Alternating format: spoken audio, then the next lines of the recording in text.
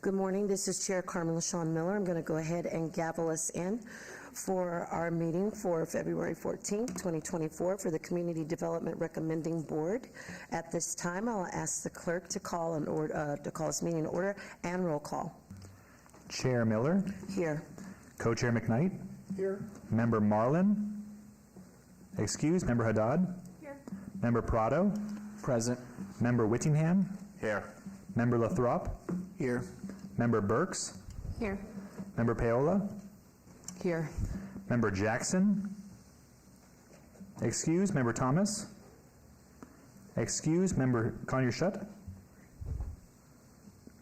Excused. Member Rice. Excused. Thank you, Chair. You have a quorum. Thank you so much. I appreciate that. Okay. I'm making the announcement regarding we are in compliance with our open meeting law. And yes, we are, Chair. Okay, thank you very much. Moving on to the third point of our agenda, public comment. Comment during this portion of the agenda must be limited to matters on the agenda for action. If you wish to be heard, come forward, give your name for the record, the amount of discussion, as well as the amount of time any single speaker is allowed may be limited. At this time, is there public comment?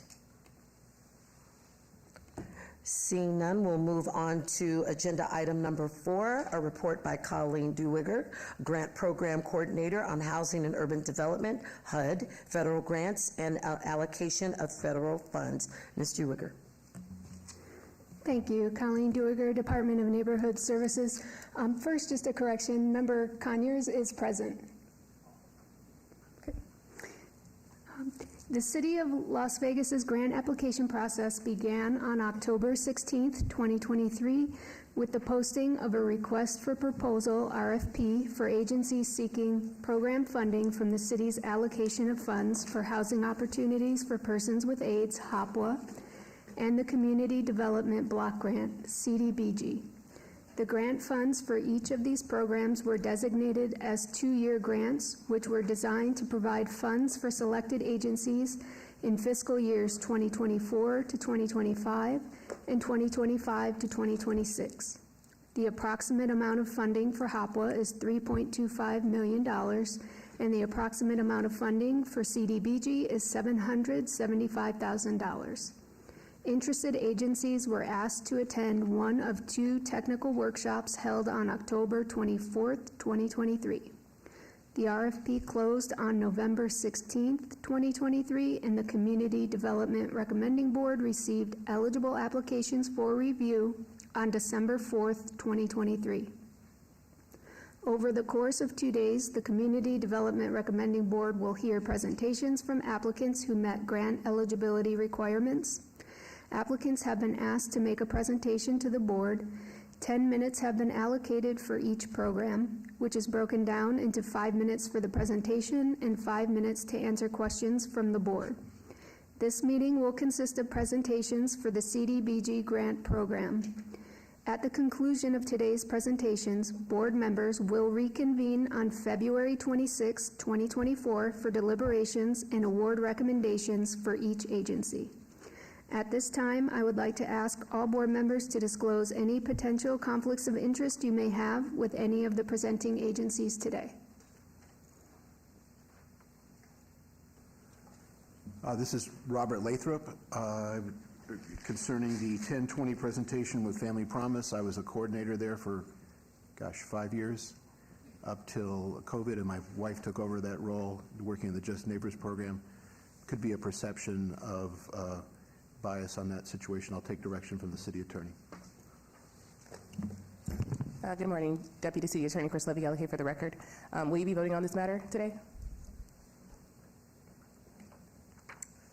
Looking at the agenda, I see it looks at 10:20, I think, is on today. Okay, we'll go over the disclosure at that point in time. Okay, thank you. Ready? Okay. Is there any more recusals at this time? Okay. All right. Thank you. Are we concluded with that agenda point? I can't see the light from way down there. Is there anyone else that needs to recuse Member, is that Member Burks? Colleen Duiger, Neighborhood Services. If you could just, for the record, just announce the member who arrived. Oh, Hi, Member Jamie. Burks just arrived. Right? Say, I beg your, Or is that who is that, Member Burks or Member Conyers? I'm just trying to look at my map here. Member Jackson. Member Jackson. Thank you. Correct. Good morning. Member Jackson has just joined us. Thank you. All right, well, thank you. Mr. Wigger, you've completed agenda item 4, so that I can go to agenda item 5? Okay, so we'll move on to agenda item 5, presentations regarding application for Community Development Block Grant CDBG funds for fiscal years 2024, 2025, and 2025, 2026, submitted by Foster Kinship Enhanced Kinship Navigation Program, Jewish Family Service Agency Senior Lifeline Case Management, Help of Southern Nevada, Shannon West Homeless Youth Center, Goodwill Industries of Southern Nevada, Career Services, Hope Link of Southern Nevada, Career Link Workforce Development, Helping Hands of Vegas Valley Incorporated, Bus and Volunteer Transportation, Sunrise Children's Foundation, Home Instruction for Parents of Preschool Youngsters, HIPPY, Family Promise of Las Vegas, Family Promise of Las Vegas Navigation Center, Communities and Schools of Nevada, CIS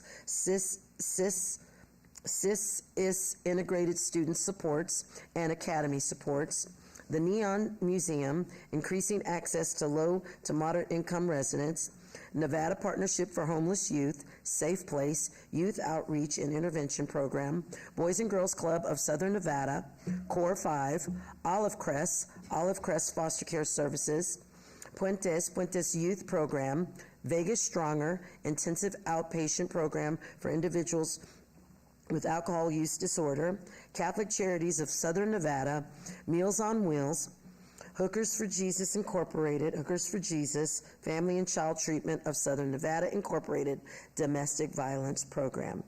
A reminder, we will call you forth for your scheduled presentation. You will have 5 minutes to make a presentation in front of the board, and then 5 minutes for the board to ask questions.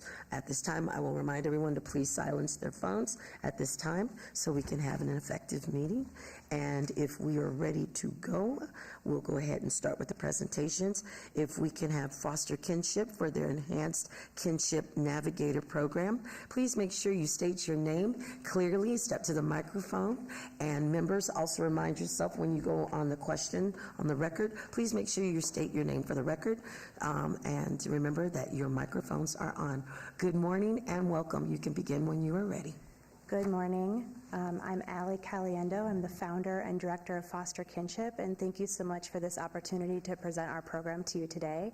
It's always nerve-wracking to be up here and do this, and I realize it's because I feel such an obligation to really advocate for the 200 kinship families that we're requesting funds for this year. So Foster Kinship's mission is to keep home in the family. We want to make sure that children who have been abused, neglected, have experienced trauma, can stay with their family instead of having to enter the foster care system and potentially be separated from their siblings, live with strangers, end up at Child Haven. We want to support the kinship caregivers, which are primarily grandparents raising grandchildren, who step up and make sure children can stay with their family. Our flagship program is our Kinship Navigator program. It's what we started with in 2011, and we have continued to build it out to this day. We do other services as well, but our flagship Navigator program is our core of making sure that kinship caregivers are safer, are able to be more stable, and are providing nurturing care to the children in their homes who've experienced that abuse and trauma. We're really pleased to share that in April of 2023, we received a evidence-based designation from the federal government, which basically put a stamp on the evaluation that we had done that shows that our program, in fact, makes sure that families are 2 times more likely to access needed services, such as our child-only TANF grant here in Nevada, and 3 times less likely to disrupt placement, which means the children would leave the kinship home and go into foster care. So we can now say with confidence that we truly do keep home in the family. And we're very excited to to continue to do this work with the City of Las Vegas. A piece of our program is the housing stability that we ask for. This is the only program that we have that's able to provide rental assistance to kinship families outside of the foster care system and make sure that if they take on, some additional children and they have to move to a larger home, or they're having issues paying their rent because they're feeding 5 additional kids, we're able to provide that short-term rental assistance so they can stabilize and make sure that they're not ending up on the streets or in foster care. So it's been a really important piece. And then this year, we're really asking for some expansion of this program to make sure that caregivers have access to our respite care program through our child and youth services. They're able to get a break. They're able to drop the children off in our safe space and take care of themselves, see a doctor, take a nap, go to the grocery store, whatever it might be. We want to make sure that our relatives have everything that they need to stabilize and keep taking care of children. Foster kinship has been able to serve many lower-income families with this grant over the last several years. And you may know, if you've been reviewing our grants previously, you may see that our organization has grown fairly substantially, and we have a larger budget than we did when we first came to the city.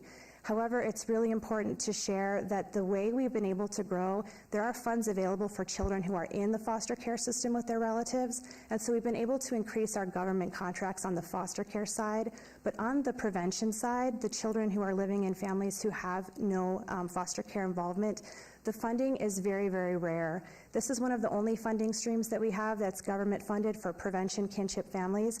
And in fact, we were lifted up by Harvard's Government Performance Lab this year, sharing for other jurisdictions how to support preventing kinship families from entering foster care by using government funds. So we're really pleased that our model has been lifted up in several ways.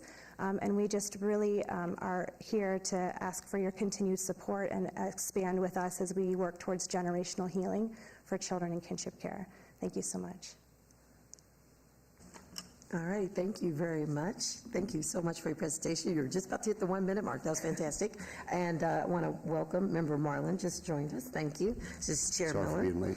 Okay, at this time, I'll go ahead and open up the floor for any members that have any questions for our foster kinship and their enhanced kinship navigator program. I'm trying to see if I see lights. So are any questions? Well, I do want to commend you, as I was reviewing the report, this is Chair Miller, that you were 18%, 118% over meeting your goal that you set for the first year of your grant. I know that that's something that we look at is what are you trying to do and trying to serve, and particularly has anything to do with trying to keep families together and children's and keeping that very strong bond. So I want to commend you on that. Thank you. Okay. Does anyone have any questions? I'll ask again from the board for foster kinship. Okay. Seeing none, I want to thank you very much for your presentation. Thank you so much. You're welcome.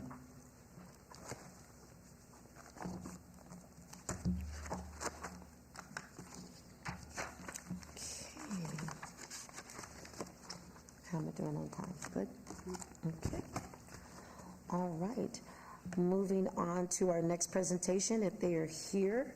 Our next presentation is Jewish Family Service Agency, if they're here. If you'll come on down for their Senior Lifeline Case Management presentation.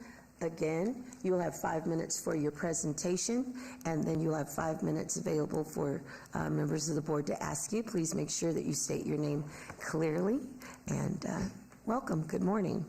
Thank you. My name is Lisa Popovsky. I'm the Director of Senior Services for Jewish Family Service Agency.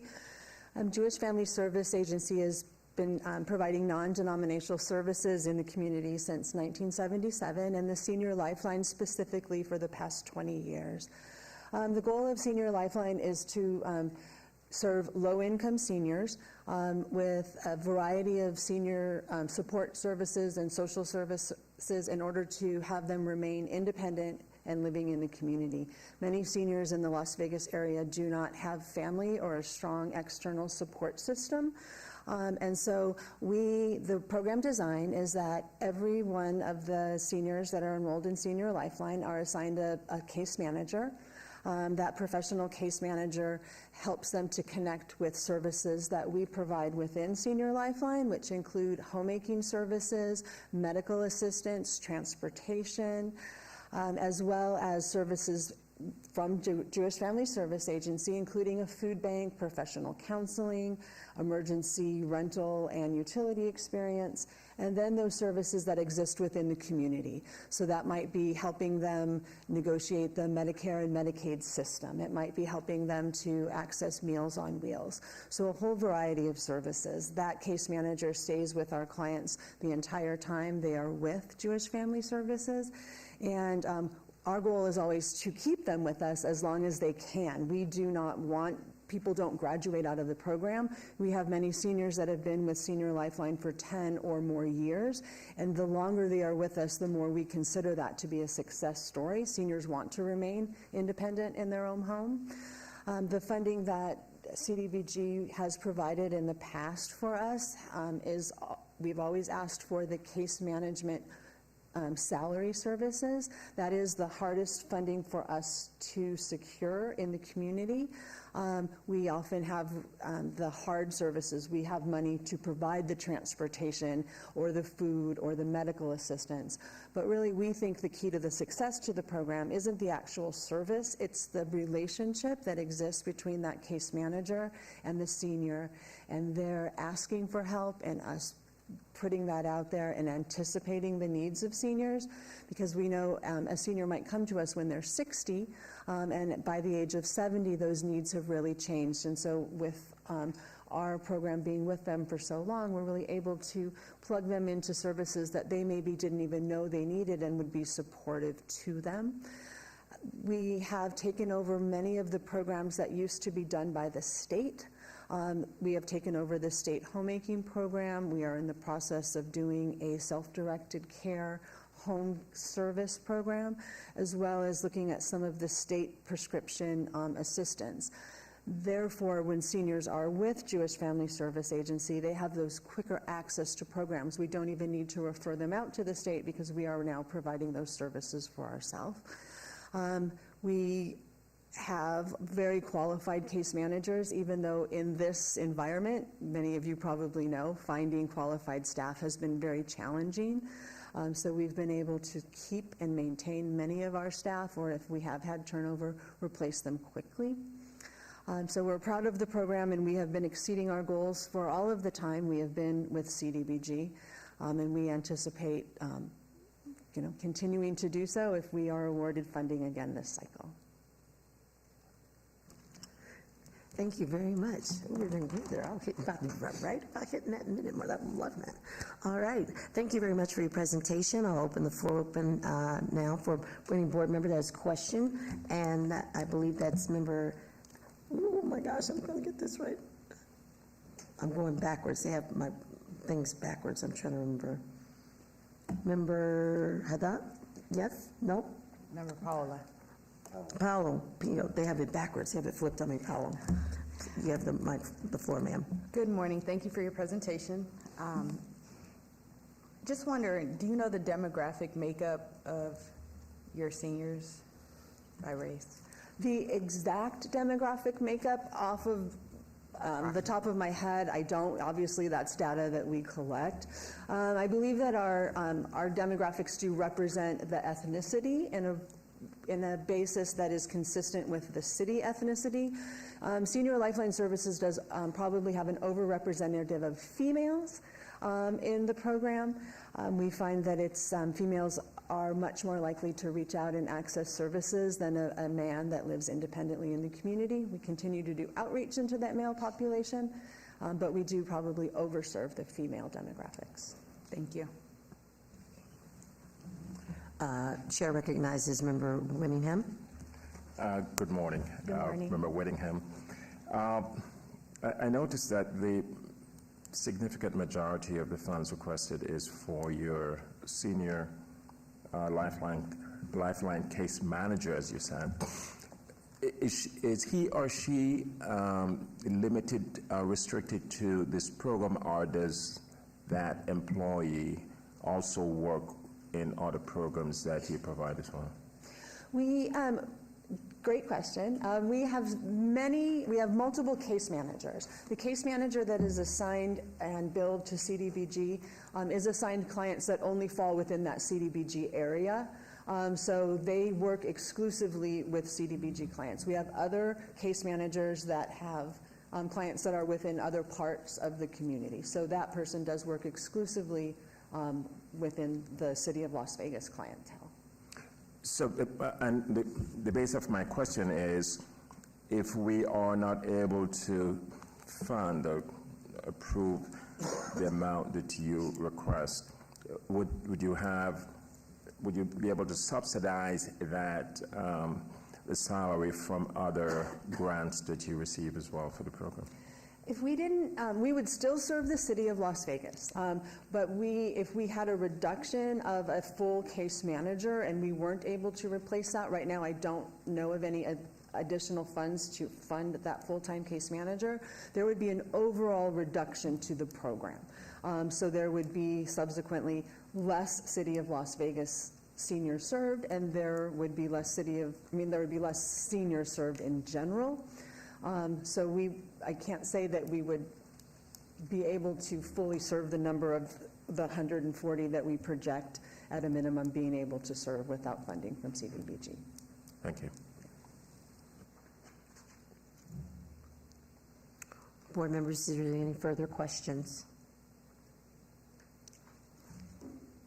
Okay, seeing none, thank you very much for your presentation. Thank you. Okay. All right, moving forward, we're a little above schedule. If they are here and present, I'd like to call down help of Southern Nevada, Shannon West Homeless Youth Center. Again, please make sure that you state your name for the record. You will have 5 minutes to make your presentation and 5 minutes for the questions from the board. I will give you a cue when you hit the 1 minute mark if you did not hear the tone. But thank you very much. We appreciate you for coming, and you can begin when you're ready. But before you start, Dave Marlin, I mentioned when we began, I was on the Board of Health for 15 years. Although since I haven't been for the last 2, I expect I could still weigh in. Okay, that's our Deputy City Attorney, Chris Levy Gallagher, for the record. That's fine. Thank you. Remind me again, what does your signal look like? Like that? I'll do like that. I won't do anything like this. Okay. I'll be very... Okay, very No good. salons. Thank you. Good morning. My name is Fulala Riley. I'm the CEO of Help Southern Nevada.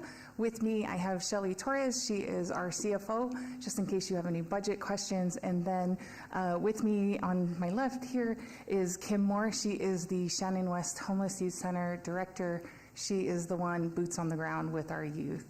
Help of Southern Nevada has been providing services to our community for over 5 decades. We have been partners with City of Las Vegas over the years. We are here today to present on Shannon West Homeless Youth Center because as HELP has focused on ending and preventing homelessness, one person, one family, one youth at a time, we're here to talk about the youth. We have received funding in the past for CDBG for the Shannon West Homeless Youth Center, and we're back again to ask for this assistance. One of the things that we wanted to share about what your funding has done in the last fiscal year, that you paid for 3,685 bed nights at Shannon West Homeless Youth Center. In that time, there were 88 youth that were City of Las Vegas youth, and I just want to point out, I know that there are emergency shelter models that have somebody standing in line to get a bed that night and then they leave in the morning. I just want to make clear that when a youth enters Shannon West, that is not the model we utilize. When they move, they're assigned a bed and a room, many times with 3 roommates. But they move in, that's their bed for the duration of their stay. Some youth stay with us 2 nights, some youth stay with us 2 months, some youth need to stay with us 2 years while we figure them out, while they figure out what they want. We connect them with a number of supports. that are wrapped around, because as we know, it's not enough to give them a place to sleep. We need to wrap services around them that include employment, education, tenancy, training and supports, as well as connection to substance use and mental health assistance, as well as their medical health. And so that is what we are here to ask for, your assistance. And then, how am I doing on time? Am I good? So Kim here, if we have time, is going to share a current youth that's with us. He is a success story to us. He hasn't left us yet, but he is working. Go ahead, Kim, you want to share that story? It's really powerful. In our success, when we say success, it isn't necessarily they're going off to Harvard. And, our successes are we've stabilized them. They have decided a direction in their life and they're willing to go. So if you want to quickly share about. I will. So one of the City of Las Vegas youth came in. He did grow up in Detroit, Michigan, and unfortunately his family could not afford to live in their home city, and so they moved to Las Vegas. Everyone comes to Las Vegas. We have bright lights, right? And our city's fun. And so he had to start working at 13. He had to drop out of school to help provide for his family and his siblings. And so he, once he got older, the whole family became homeless. He bounced around from family member to family member. And at one point in time, they kind of went through all their family members. And he ended up with us. And so when he first came into the youth shelter, he was a little anxious, a lot nervous, didn't know where to go. He's been struggling his whole life. He met with some of our wraparound services, our education coordinator, our employment coordinator. And so this youth is working on his high school diploma. He is working and saving his money. And hopefully, with him working on his high school diploma, he might be with us a little bit longer. But we're going to help him reintegrate into our community at one point in time. And maybe he'll be either presenting or sitting up there as one of you guys, right? Thank you. All righty. You've got about 10 seconds left. But thank you very much. We hope the best for him. At this time, I'll open the floor for board for any questions for Help of Southern Nevada, Shannon West. Okay, I'm going to get this right this time. I swear I'm going to get this right this time. This is member Haddad. There you go. Thank you.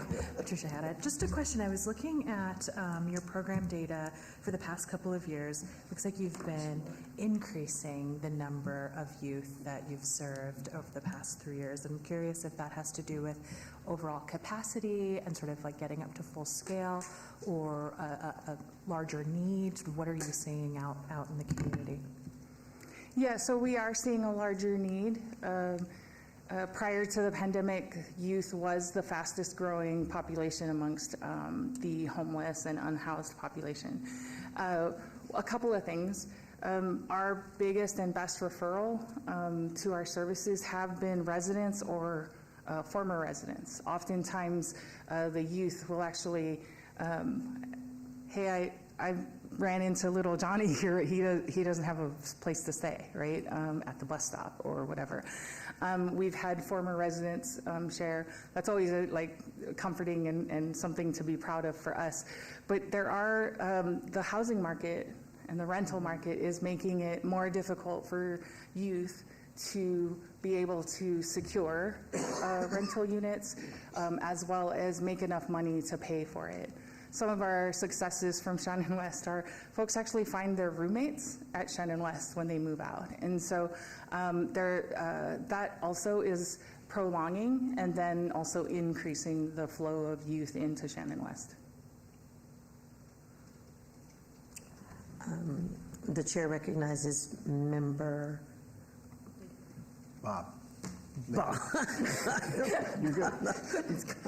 I'll try to make sure I get the name right. Just And I may have missed this in your proposal when I went through it. I noticed you have 25 residential monitors.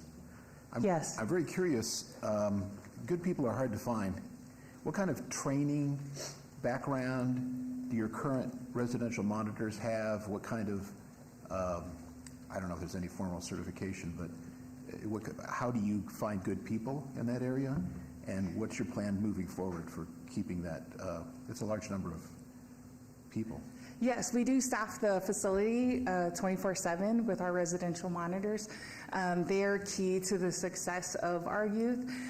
So a couple of things that we do. HELP has established a HELP University. It's pretty comprehensive that before folks hit the floor, if you will, they go through a week-long intensive training. Some of their training includes de-escalation, the trauma-informed care.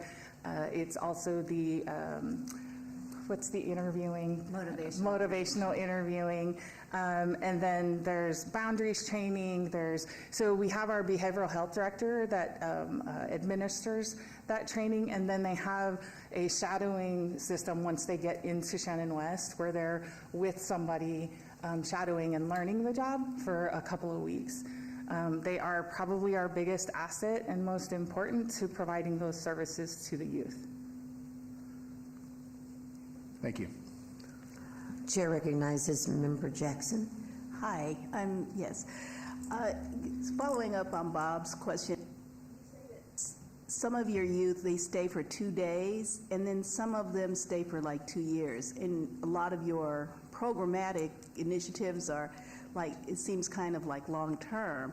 So what happens with the youth that are like comes in for 2 days? Do you help them find permanent housing, or, and then the ones that stay, and do they come like for outpatient programming or something like that to get the other benefits that you provide?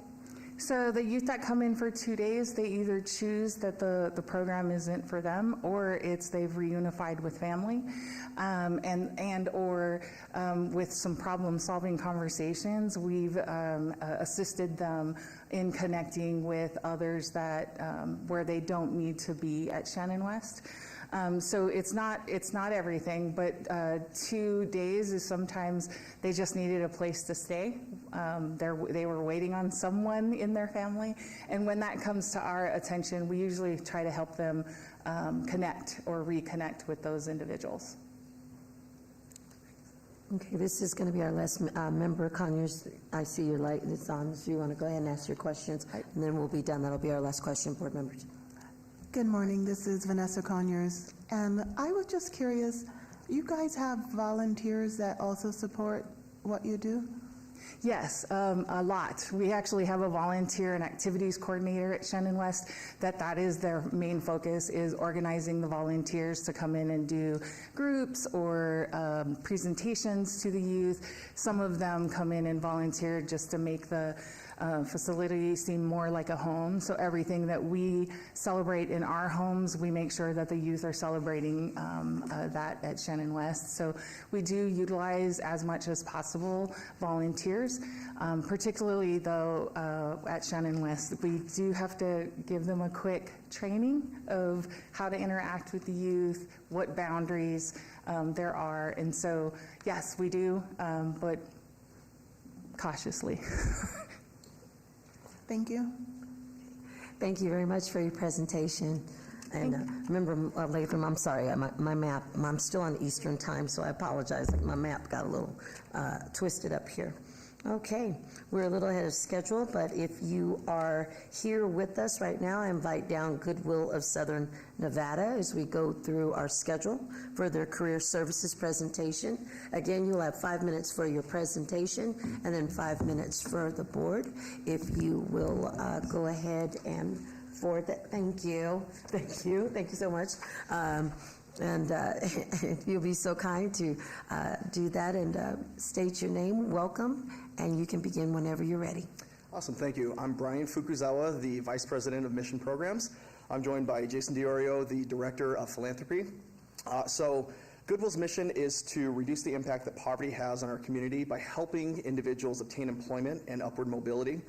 And I think a lot of people are familiar with Goodwill's retail stores and donations and thrift store shopping, but they're not quite familiar with the fact that we're helping individuals get employment and get prepared to even look for employment. So in 2023, we served over 7,000 individuals, helping them with their career goals, and we were able to place over 2,600 of them into employment.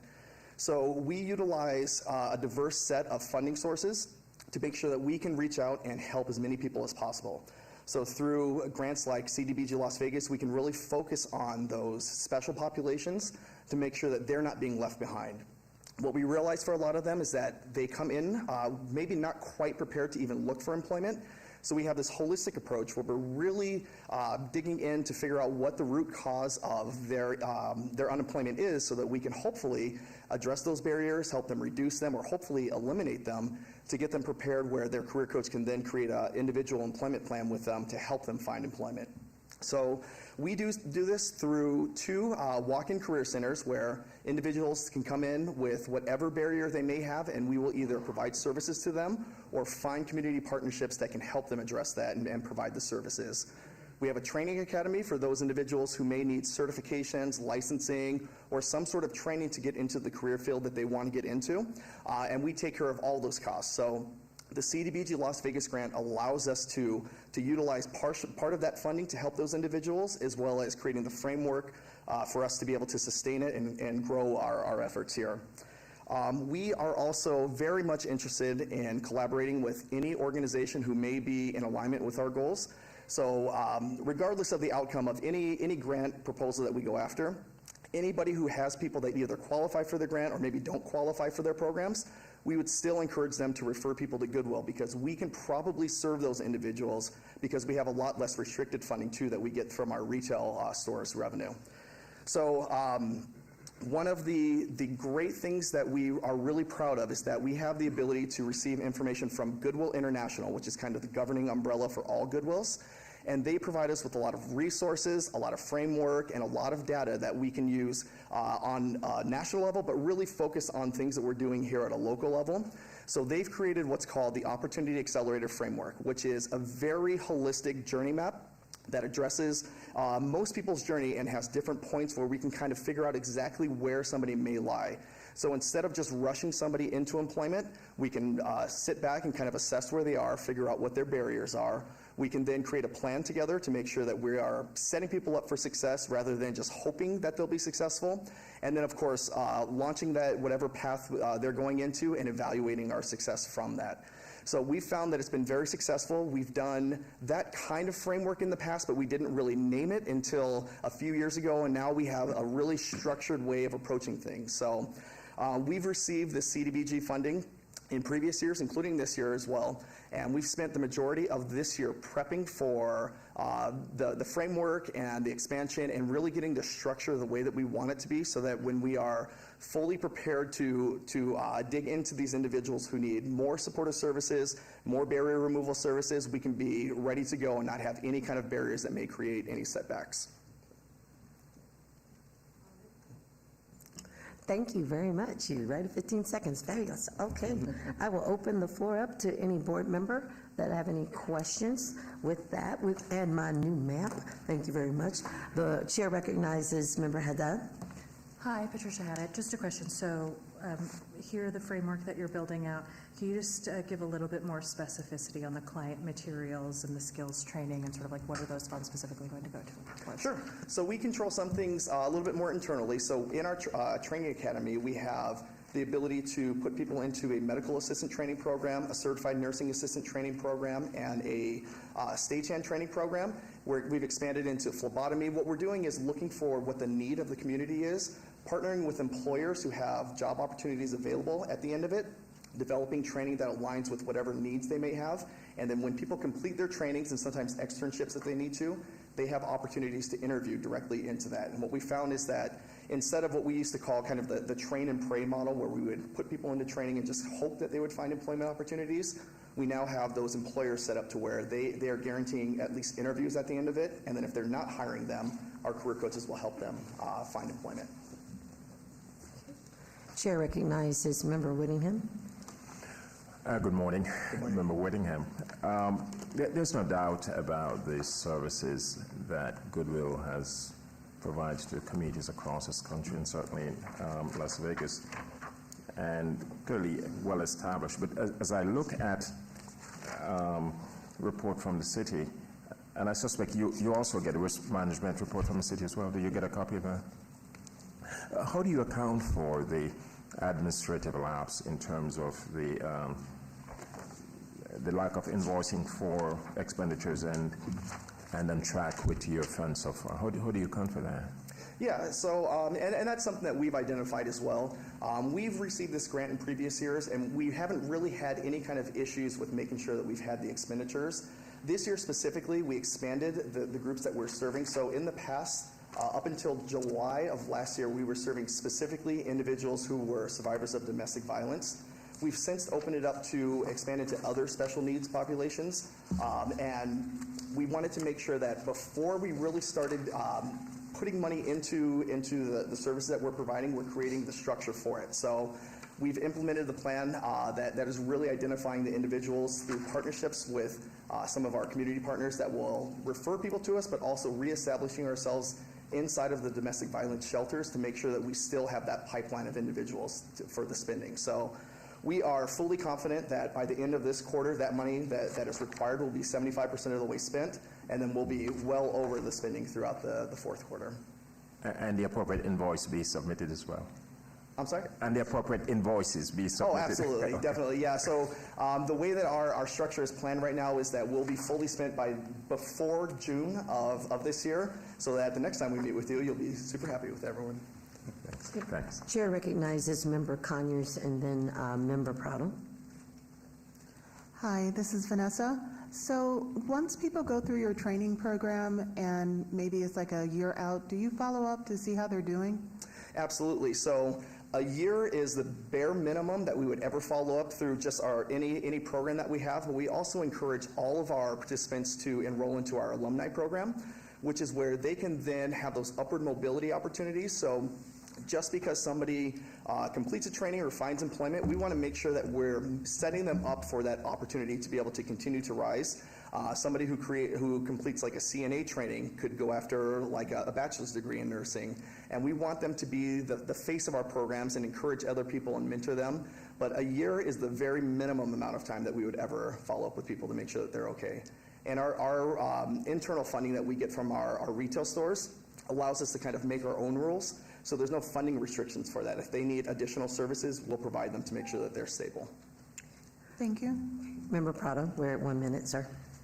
I'll try to go really fast. I think I had a similar, maybe slightly different color question as Member Whittingham around.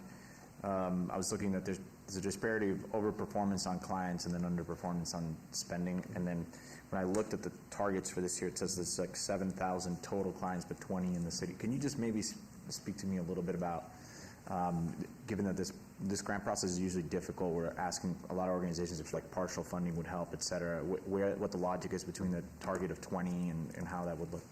Yeah, so specifically with the amount of grant money that we have, the 20 would be ones that are receiving funding for CDBG Las Vegas, but we would enroll more than that would potentially qualify. The whole goal is 7,000 is the total individuals that our target is to serve across all of Las Vegas through all of our programs.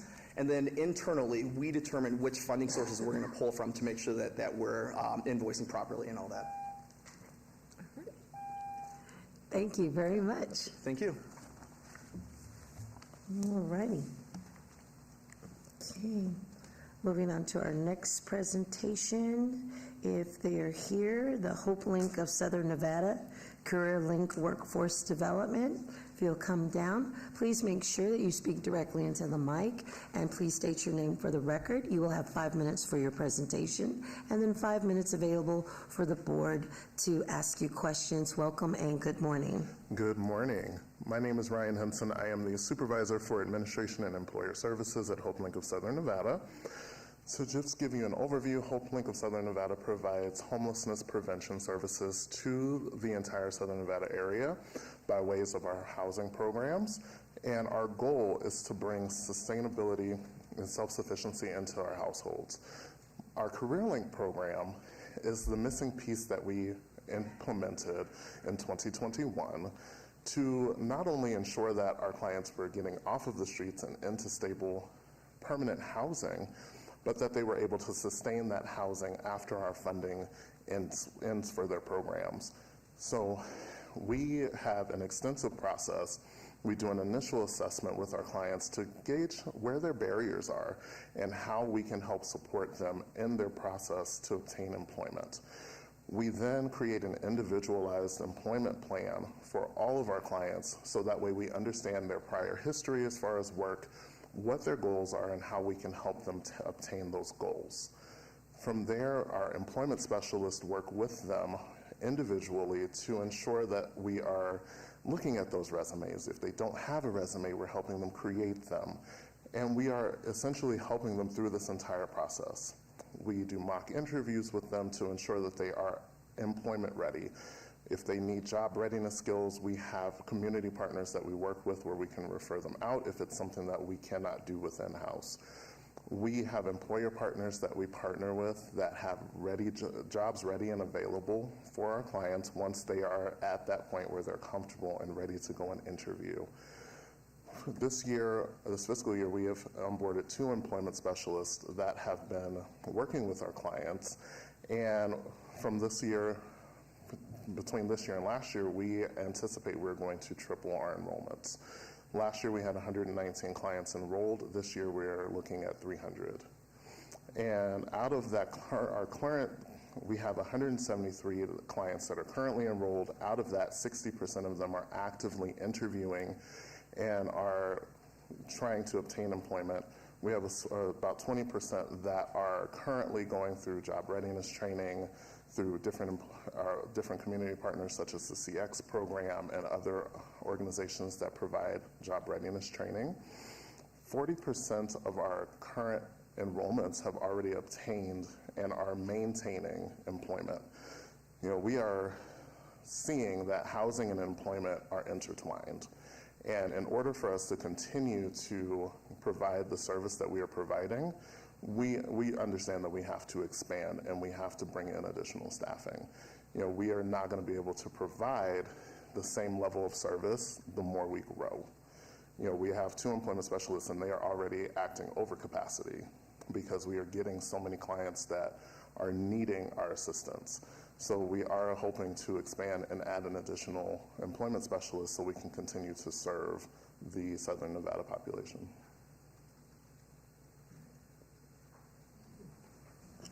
Thank you. Absolutely.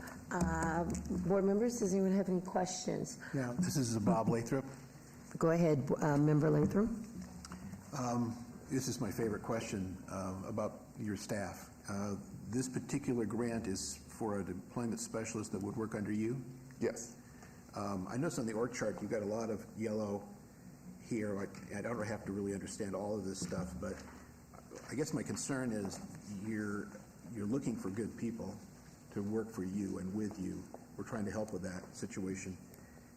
What are the vacant positions, CC ERA 3s? So those are case managers for our housing programs. Okay. Yeah, and we have actually recently filled those positions. So those are for our specific housing programs. We have 3 different programs. You have the word interim next to Aaron's COO, CEO position. Yes, Aaron recently was given full CEO position. Good. Our former CEO left the organization in September and he stepped in internally, and the board recently named him CEO. Okay, that clarifies that. Appreciate it. Absolutely. Okay. Chair recognizes Member Jackson. Hi. I just wanted to ask, how do you make sure that there's no overlap in terms, of collaboration? Because like we just heard from Goodwill, and they also do some similar types of services. So how do we assure that your program is not overlapping to others? And the other issue I had is about sustainability after the grant. Absolutely. So we have really open lines of communication with all of the community partners. Goodwill is actually one of our employer partners as well. And so we ask ahead of time when we're doing that initial assessment, are they working with any other organizations as far as employment? You know, our bread and butter with HopeLink is housing, and we have this program because we saw that there was a need. You know, and if they are working with another organization, we partner with that organization. Hey, this is a client on the HopeLink side for housing. Can you let us know who their case manager is for the other organization so they can work in tandem? A lot of our clients, when we get them, they are not essentially partnered with any other organization. They've come to us first, so that's why we have this program in-house as well. I'm sorry, you asked one more question. Sustainability after the grant. So how will you sustain the program after the grant is exhausted? Sure. So we essentially have been we are out in the community gauging those partnerships. We have a director of development now who is actively working on building a 10-year plan for us, and he is out there looking for different sources that are highly sustainable. And so we are putting plans in place to maintain that stability and that sustainability over the years. Chair recognizes Member Prado. Member Prado, I just had a quick question around, I think you indicated that there's been kind of a steady growth in the number of clients, and I was looking at your goals around 350 overall, 200 and some for the city. Would funding this FTE enable that increase to 350, or is this to improve, as you mentioned earlier, that there's like a ratio issue with your current managers and a capacity, maybe even in terms of the quality of service? Absolutely. It's a combination of both. Right now, we're able to sustain, but it's not viable. You know, we want to make sure we provide quality service across the board. And in order for us to continue to grow, we are going to have to expand. You know, we will not be able to meet certain goals, and we may have to put pauses on certain things if we cannot get to a place where we have enough staff. You know, and that's one of the reasons that we are actively working on those plans to make sure we can expand this program appropriately. Yeah, and then so I guess mathematically, yes, I think you mentioned currently had 2, and this would be a third person to handle a caseload of 350 overall? Yes. Okay. Thank you so much. We appreciate your presentation. Absolutely. Thank you. Thank you. Good questions. Thank you. Answered my question, the 2 questions I had. Thank you very much. Good questions, board members.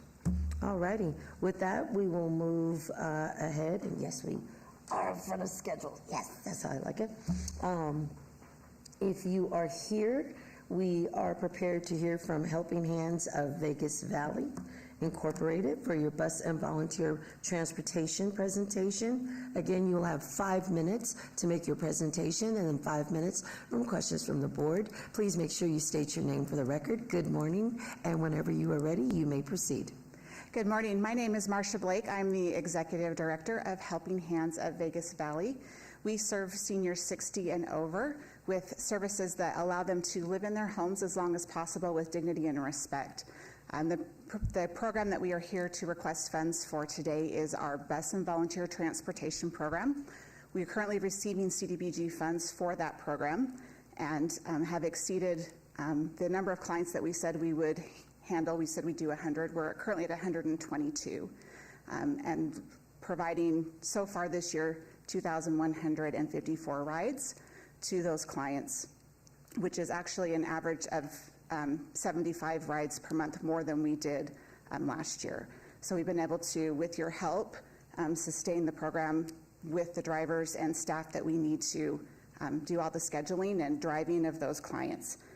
In our proposal this year, we are requesting an increase in funds that we receive to cover more percentage of the expenses. So in previous years, we wrote for 24%. Our CDBG clients are now approximately 30% of our ridership, and we're asking to increase the amount of previously covered expenses to that 30%. We currently had, at the time we wrote the grant, we had 125 CDBG eligible clients on our wait list. We now have 158 CDBG clients on our wait list. So our wait list is growing, and the only way that we're going to be able to remove clients from the wait list is to be able to increase the amount of time and drivers on the road to be able to assist those clients. We invested in a new software program this year, which is much better than the software program we were using last year, and it allows our schedulers and dispatchers to use their time better and to be able to schedule more efficiently so that the buses are able to get the maximum number of riders on the vehicles so that we can continue to increase our ridership that way. So we appreciate the support we've received in the past, and we hope that you will consider us supporting us in this next year's funding cycle. All righty, thank you very much. Are there any board members that have questions? The chair recognizes Member Jackson. Hi. I noticed on your budget, you indicate $15,000 for rent, and I just wanted to ask about that. And also, I looked at your audited financials. It looked like you're low on cash. So could you address those two issues? Sure. So the first is the rent. We have to have a place for our schedulers and our program manager to work from. We also have to have warehouse space to store our vehicles so that they are safely locked up at night and not vandalized. We've had issues with parking them in open spaces before. People climb over the fences, they take catalytic converters, and so the only way to make sure that our vehicles are safe is to lock them in a warehouse at night. As far as the on-hand cash, we have, because we are a reimbursement, majority of our funding is through grants and reimbursement. We are at the mercy of our funders to reimburse us in a timely manner. We have a funder that we had an agreement with that took over 7 months for them to fund us, which was for a total of over $300,000. Yeah, it gets a little challenging. So that has been worked out fortunately, and we're now getting consistent reimbursements from them. Chair recognizes Member Conyers. Hi. So how many vehicles do you have, and did you have an increase from the years before? Yes, so in previous years we had 7. We now have 10 vehicles with 7 drivers. We are looking to hire additional drivers to fill those additional vehicles. We received 2 additional vehicles through ARPA funds from Aging and Disability Services Division. So we've received those vehicles but have yet to put drivers in those vehicles.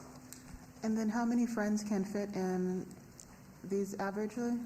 So it really depends in the minivans. If they're ambulatory, we can get up to 3 people in the minivans at one time. If there's in a wheelchair, we can do 1 wheelchair and 1 ambulatory client. On our bigger buses, we have a bus that will hold up to 14. We have a bus that will hold up to 12, and we have a bus that will hold up to 8. So our goal is to maximize that number of people that are able to ride in the vehicle at the same time. Thank you.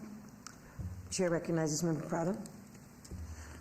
Member Prado, I just had a question around maybe a 2-part question. One of them is very difficult.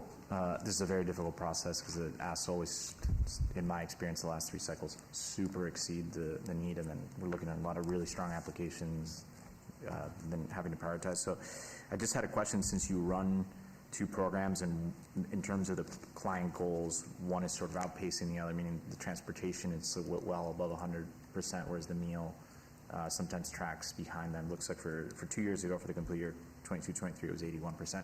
So I'm wondering, in terms of prioritization of the budget, if there's some way we should look at the construction of your budget that would be more or less helpful in the event that we can't fully fund the request. So the most helpful, obviously, is the staff. Without the drivers, we can't drive anyone to their appointments. And the second would be the operating expenses for the vehicle, the insurance, those things. Without those things, the program can't run. We can't get clients to their appointments because we don't have a driver or we don't have fuel or insurance for a vehicle. So those would be our priorities.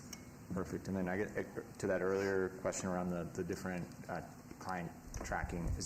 Can you maybe just help me understand what might be the obstacle in terms of the meal program versus the other program in terms of the different, there's such a difference in the... Sure. So with the nutrition meal program, we have struggled in finding a location to be able to serve clients.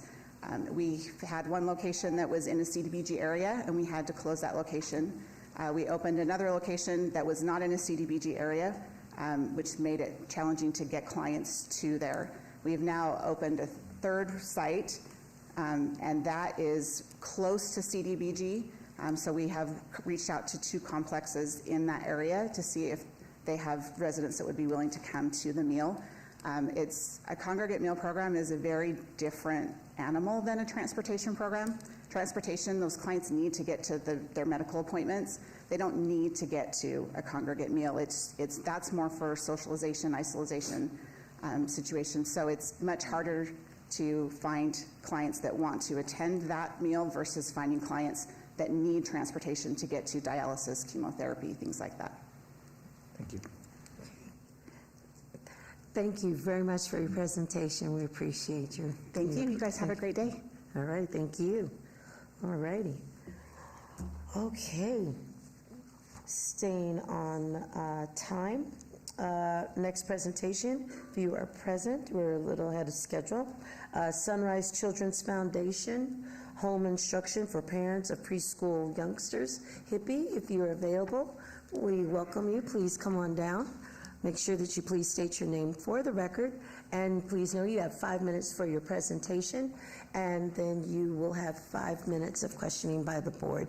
Thank you very much. Good morning, and you can begin whenever you are ready. Thank you. Good morning, everyone. My name is Tiffany Alston, for the record. I'm the Director of Programs for Sunrise Children's Foundation, and with me I have Jamie Stevens, who's the manager for the Hippie program, and Dave Sandberg, who's our Executive Director. So I'm going to hand it off to Jamie Stevens for our presentation. Good morning, everyone. Our Hippie is our home instruction for parents of preschool youngsters. The Hippie program is a 30-week learning program. It's a pre-kindergarten program. The Hippie curriculum is a developmentally appropriate school readiness curriculum that includes 4 separate curricula. There's Little Learners, which is age 2. There's our Hippie ages 3, age 4, and age 5. Each curriculum is structured as lesson plans that uses storybooks, learning exercises, and activities to expand children's learning, literacy and language development, social and emotional development, and problem-solving skills. Parents are trained to use the relevant curriculum through weekly visits with peer home visitors. Parents and children are instructed to spend about 15 to 20 minutes a day together completing the activities. The program is offered at no cost to our Hippie families, and monthly we host Hippie group parent meetings where families can come together to learn about children development, participate in fun group and individual social experiences, to expose participants to new concepts, and allow parents to find solutions to common challenges through information and resource sharing. Our Hippie model is a one-to-one weekly home visit. The home visitor works to build lasting relationships with the family by offering individual training to the family's home, in the family's home. Home visits and group meetings strive to address the educational, social, and personal needs of enrolled families. Role play is the service delivery method. Role play allows families to discuss the purpose of individual activities, reflect on their own and their children's learning needs, and develop new teaching skills. The use of role play is designed to create a non-threatening learning environment in which mistakes are accepted and to support parents with any level of education in their efforts to become more effective as their children's first teacher. There are 34 visits through each school year, and we provide resources to the family based on their individual needs. We're ready for questions. They are ready for questions. We like that. Okay, I'll open the floor for any questions from the board. Member, let me get this right. Member Burks, if you are ready, you may ask your question. Yes, hello. What is the training involved with the home visitors? Do they have specific degrees, training? Are they clinical? So our home visitors, or we call them parent educators, they receive training from Hippie USA, the international company. Our our site supervisors will go through the training, and it's a train the trainer. In addition to all of our parent educators are in training for what's called a CDA, Child Development Associate. It's not an associate's degree, it's a credential. Okay, Chair recognizes Member Conyers. So how many, so each client that visits the home, like how many children do they serve in a day? If they go The weekly? parent educators could have up to 3 to 5 home visits a day. Depending on the child's age will determine the duration of the home visit. The younger the child, the home visit isn't as long. So for example, a 3-year-old home visit could be about 45 minutes, and a 5-year-old could be about an hour or so. And I see that you guys have a follow-up for the parents to engage their child for 30 minutes. And how do you keep track that they actually do these activities?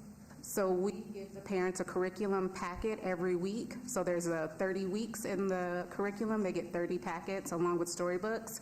We have assigned pull-out pages from Hippie USA that will help us determine the child's development. So we're able to see what activity they did for the week. We collect those pull-out pages and sort of build a portfolio for them. And how do you determine the impact? We use the Ages and Stages questionnaire it's one of our screeners that we use, developmental screeners, and then we also use Teaching Strategies Gold, which is an observation tool that we train parents how to use and make observations on their children's social emotional development, physical development, cognitive development, their approaches to learning, and so we work collaboratively with the parents. They take those observations in the home when we're not there, and then when they come to a group socialization, we do observations together. Thank you.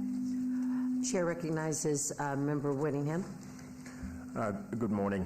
I was looking through, and I thought I read through this, but I may have missed it.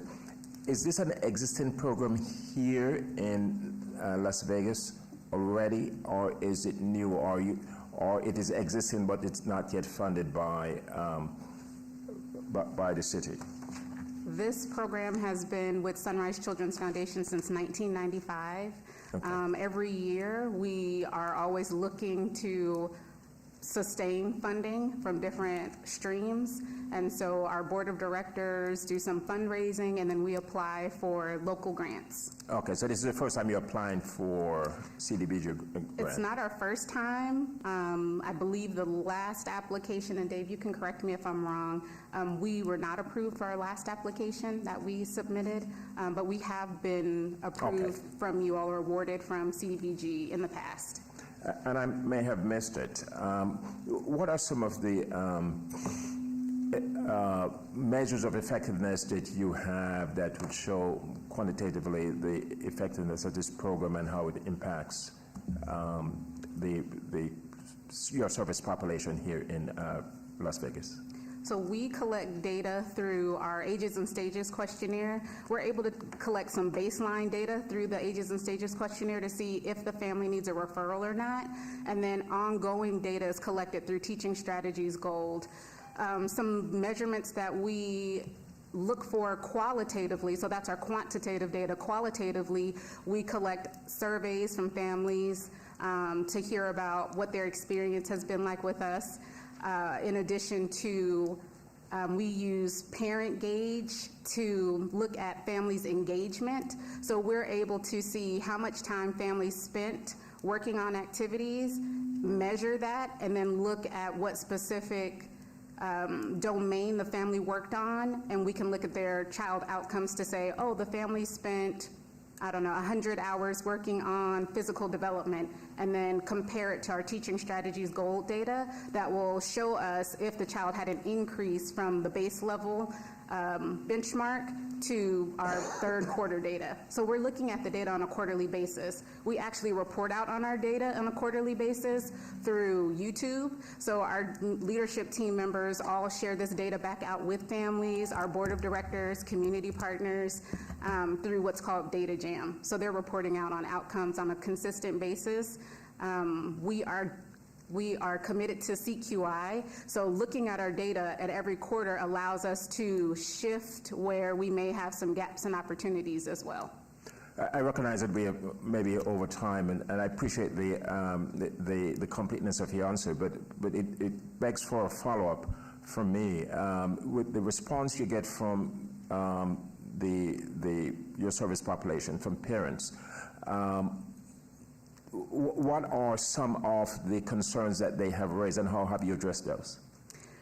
Most of the concerns that come from families isn't really around the school readiness of their child. I believe most of our families have a literacy goal or a language development goal for their child. It's mostly resources, community resources. Families are struggling with experiencing homelessness or food insecurity, and so providing those additional resources to families when we visit them weekly has been a huge benefit. Thank you. Thank you very much. Thank you so much. Thank you. All righty. And we had ran out of time, Member Jackson. I didn't forget you. I didn't forget you. All righty. Okay, so staying on target, we're going to move on to our next presentation. Should be Family Promise of Las Vegas. Family Promise of Las Vegas and their Navigation Center. If you're here, please come down. Welcome. You will have 5 minutes for your presentation, 5 minutes from questions for the board. Please make sure that you state your name for the record, and whenever you're ready, you may begin. Good morning. Good morning, Madam Chairman and committee. Excuse me, my name is Terry Ruth Lindeman. I'm actually the outgoing Executive Director of Family Promise of Las Vegas. I am here today to present on behalf of Armina Mkhitaryan, who is our newly hired Executive Director. I have brought along with me our Board President, Mr. Brent Wood, and our newly hired Fund Development staff, Marissa Cervantes. Thank you very much for the opportunity to apply and receive the funding from the City of Las Vegas CDBG. We are asking for $50,000 to assist us with direct client services and some operating expenses as we get ready to move into our newly constructed Family Navigation Center. The best news that we have this quarter is that our Navigation Center should be under construction as I speak or very soon, and the contractor is expecting it to be done by the end of July. This has been such a long journey for Family Promise due to unforeseen opportunities and challenges, mostly because of the pandemic and then because of obtaining land deeds, et cetera. But we're on a roll and we're excited to get this building done. When we move into this building, we will be expanding the services that Family Promise has been known for nearly 27 years in our community. When we opened in 1996, up until the pandemic, we were primarily a sheltering program that assisted homeless families with children in the only interfaith collaboration across the city. We are not a religious organization, but we partnered with people of all faiths, Catholic, Protestant, Jewish, Muslim, Unitarian. All faiths would work with us, and we had at least 2,000 volunteers. The day that the pandemic shut almost everything down in America and the world, we had to pivot and revise immediately. So we did that through motel shelter and also a heightened awareness of keeping the families in their home. So we are really all about prevention now. If we can pay the rent for a family and keep them in their homes from our private funding that we achieve for that, and then case management, we also have some courses that we work with them. And then we partner with many of the agencies that have been before you this morning. We refer to them for employment opportunities, for other opportunities that they can match with our services. Our goal is to, in our Navigation Center, just be able to expand services across all programs. And I welcome your questions. Thank you. Board members, does anyone have any questions for Family Promise?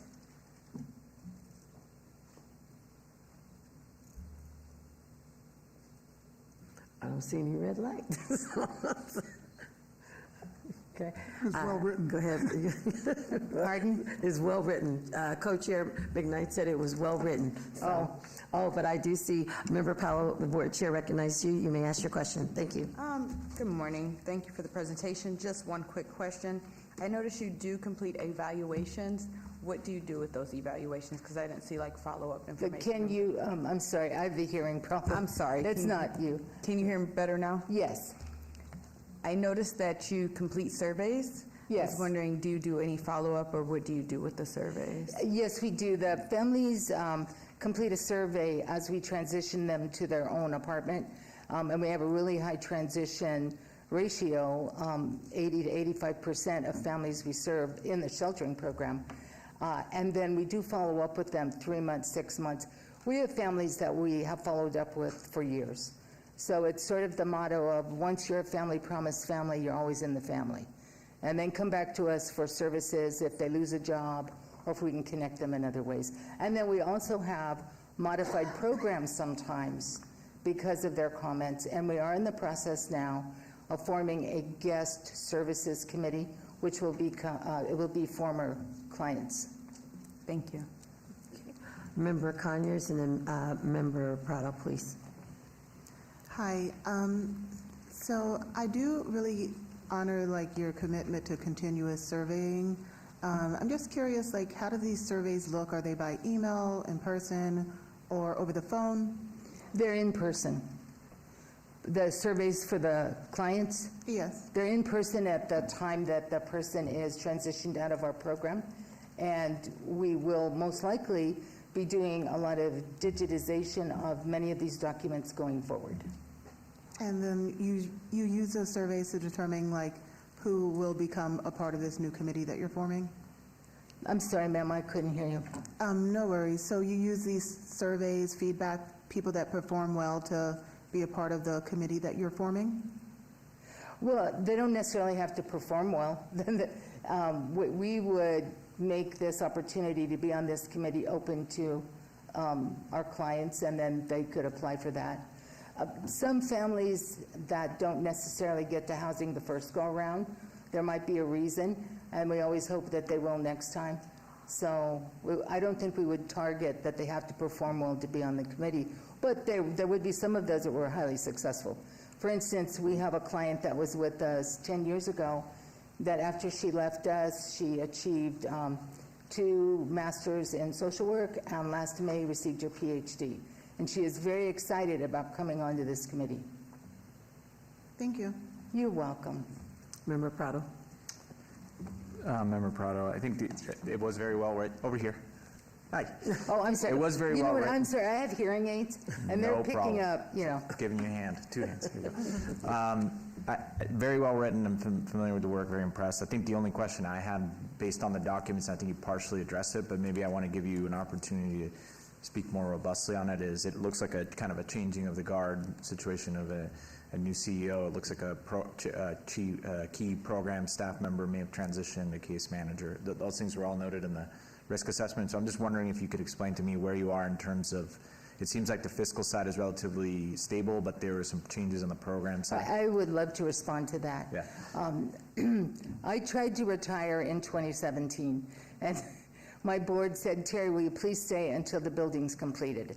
So by 2023, I'm 75 this year. I decided I need to go enjoy my retirement before I'm too old to do it. So I did offer my retirement. Our board, Mr. Brentwood, our president, and the search committee did such an extensive and thorough search for a director. We did hire one, and she came on board in July of 23. And I transitioned with her for a period of time, and that particular person did not stay because we have a very tight governing board. My position is evaluated and monitored for performance, and it was obvious that we had a bad match. So I'm very proud of my board that was brave enough and courage enough, had the courage to say, we need to dismiss this person and start again. Because they did that and went through another extensive search just within, well, by January 29th, we hired Armina Mkhitaryan, who was the former director of LSSN. I could not be happier. I have worked with that person for over 17 years. And then just this last week, we hired Marissa Cervantes to be our fund development manager. I couldn't be happier about that. If I could jump up and click my heels, I would, but I can't jump. So as I leave now, I'm extremely joyful about the staff that's in place, and our board governs it. And do you have anything you'd like to say to that? Well, part of the stability of our organization goes to the board. We have board members that have been part of our organization for 20 years, and everyone on the board has been there at least a year. I would say the average is more like 8 years. So it's a very stable organization. Most of our employees have been there a long time, and we're sorry to see Terry go. I want to put that on the record. We love her and appreciate everything she's done for 19 years. But we believe that we're set up for success in the future with our new executive director and the people that we're hiring to fulfill our open and vacant positions. Alrighty, thank you very, very much, and happy retirement to you. Thank you, and I want to personally thank you for all the years that staff, from going back to Les Baker, back in the old days, guided and helped me when I came on as the new nonprofit director. And actually, it was Kathy Thomas Gibson that inspired us to do a family navigation center. So the city has been integral in everything that we seek to do in this community, and I want to thank you for your funding. Thank you. Thank you so much. All righty. And we have one more presentation, and then, board, I'm going to give you a break. Okay. Chair, Madam Chair, Deputy City Attorney Chris Levy, LK for the record. Before you move on to the next one, I did just want to remind Member Lathrop, who mentioned that he had a conflict for this organization, not to submit scoring for this specific one. Okay. Thank you. Oh, okay. Are we good? Okay. So I'll call down for Communities and Schools of Nevada. There's CIS and ISS and Academy Supports Program. If you're here, please step forward. Please make sure you state your name for the record. You will have 5 minutes for your presentation and 5 minutes for the board to ask you questions. Welcome and good morning. Good morning. Thank you so much for having us here today. I'm Jamie Chazen. I'm the Senior Director of Grants. This is Kelly Pearsall. She's our Chief Financial and Operating Officer. We're here because we're requesting $62,352 to support our integrated student supports and academy programming at 3 schools in City of Las Vegas, Clark, Desert Pines, and Western High Schools. Integrated Student Supports is a program with CIS of Nevada. We utilize a holistic approach to address systemic and non-academic barriers that prevent our students from succeeding academically. This method enables us to impact students' lives in addition to their academics. We're proposing to case manage 60 students, 20 at each of the schools. We know that all of our students have the potential to be great, but because of their socioeconomic status, they don't have the same opportunities as their higher income peers. And that's where our site coordinators come in. They provide our students with those opportunities that they need to reach their full potential. We know that if a student is coming to school hungry, they're not going to engage in the teacher's lesson. If they can't see the board because they can't afford glasses, they're not going to pay attention. If they don't have clean clothes to wear that day, they may not even come to school at all. And that's where our site coordinators come in. But our work goes much deeper than that. We don't just provide that Band-Aid for the immediate issue. We case manage our students and we work with the families to ensure that we can figure out what the root cause of the issue is so that we can eliminate that barrier and ensure the long-term success for our students. We are a data-driven organization, and so all of our case-managed students have at least one goal in attendance, behavior, coursework, or social-emotional learning, and those are chosen because of the early warning indicators for students who are at risk of dropping out of school. So we work with those students, and we determine those goals, and then they are measured with baselines and target on a quarterly basis.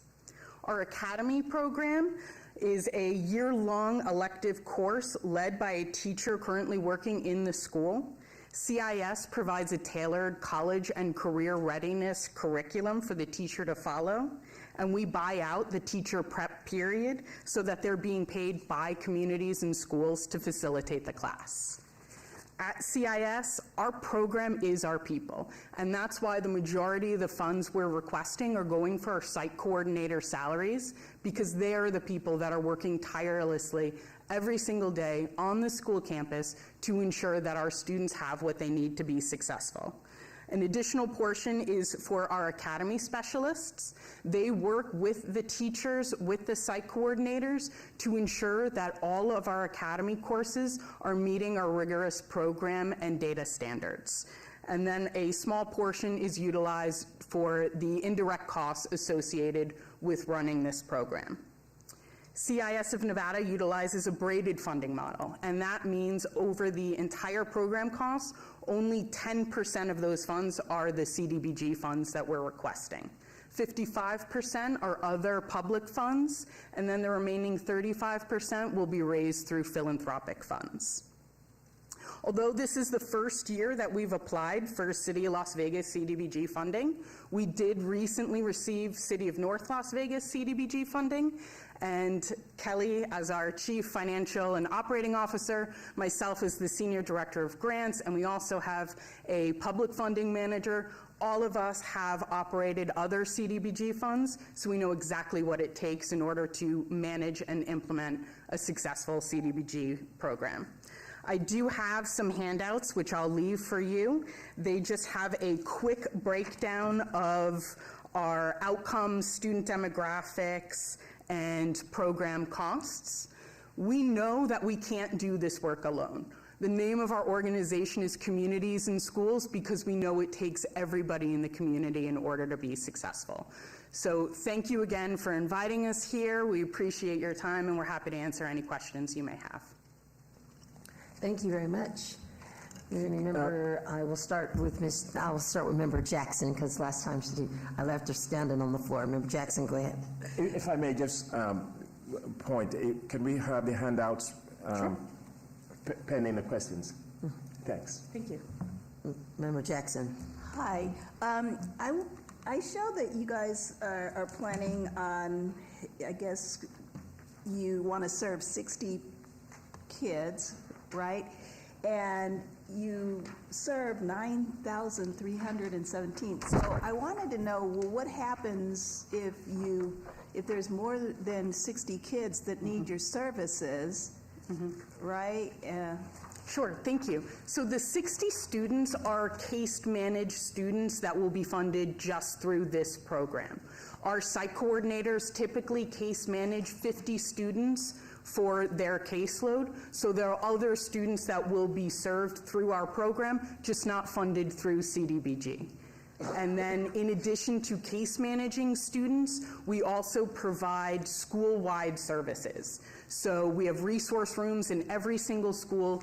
Every single student in that school is eligible to receive those, anything that's in our resource rooms, and we have Tier 1 school-wide programming for all students.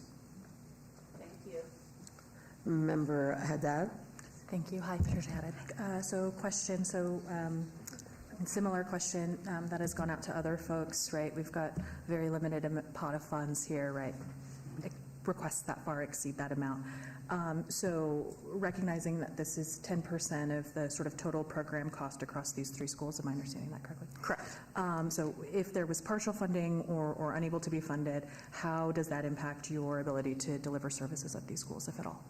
Sure. So that's where our braided funding model comes in. We would make every effort, our grant and development team, to raise whatever is not funded through this grant through other philanthropic sources, because we do know that our program is critical to the success for our students. That's great. Thank you. Chair, one follow-up, please. And are the schools paying a portion of the cost for service as well? Yes, they are. That's part of that 55% for other public funding sources. Member Willingham. Thank you, Member Whittingham. I asked for for your handout because I was hoping to have, maybe hoping to see some of the answers to my question. And relating to data, you indicated you are a data-driven organization, which I appreciate, and you have provided information in terms of the outcome and measures of effectiveness over maybe the past 3 years or so. But when it comes to 23, you had anticipated those outcomes. You indicated that you wait until December to have the information. And I thought by now you would have had that information to reflect in the paperwork, but it's not there. My question to you is, how do you now quantify the effectiveness over the last year, and how does the anticipated numbers comport with the actual numbers? Sure. So the reason that it takes so long is Communities and Schools of Nevada, all of our data gets verified through our national office. So we do have updated data. I can absolutely send that to you. Off the top of my head, I do know that in Southern Nevada, 96% of our seniors graduated, and 99% of our students were promoted to the next grade on time. We did have lower than expected results for some of our ABCs, our attendance, behavior, coursework, and that's really because of the impact of COVID-19.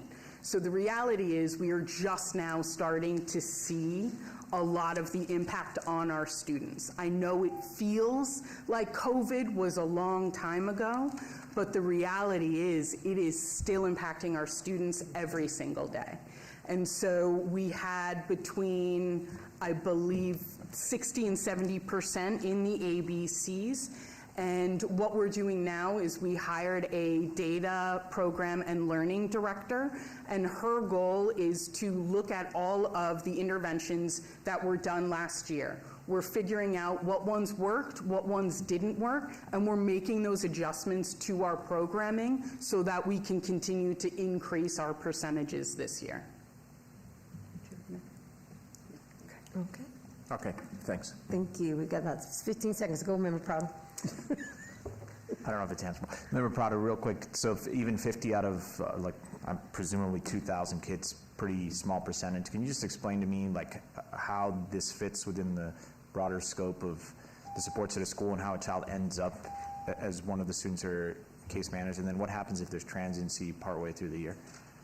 Sure. So we make every effort to work with our teachers, our counselors, school leadership in order to ensure that the students who most need our services get our services. But we also work with the other in-school providers to make sure that they're getting the services from the right program and that nobody is duplicating any services. And if they leave one school and go to another school, if that's a CIS school, we're going to pick them right up and we're going to keep working with them.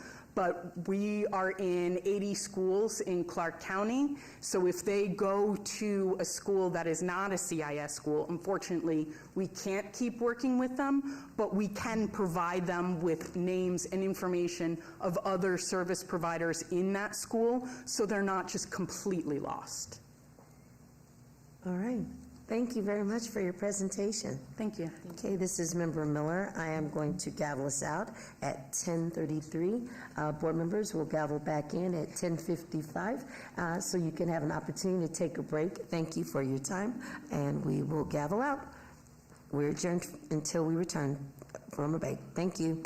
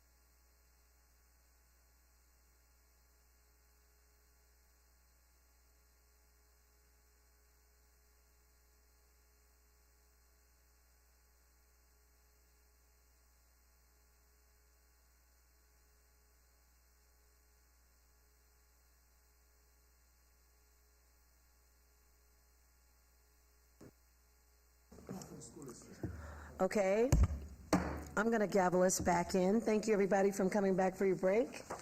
Maybe just an extra minute or two. And let's get on schedule. We're returning from our break to go back to our presentation schedule for the Community Development Recommending Board. This is Member Miller.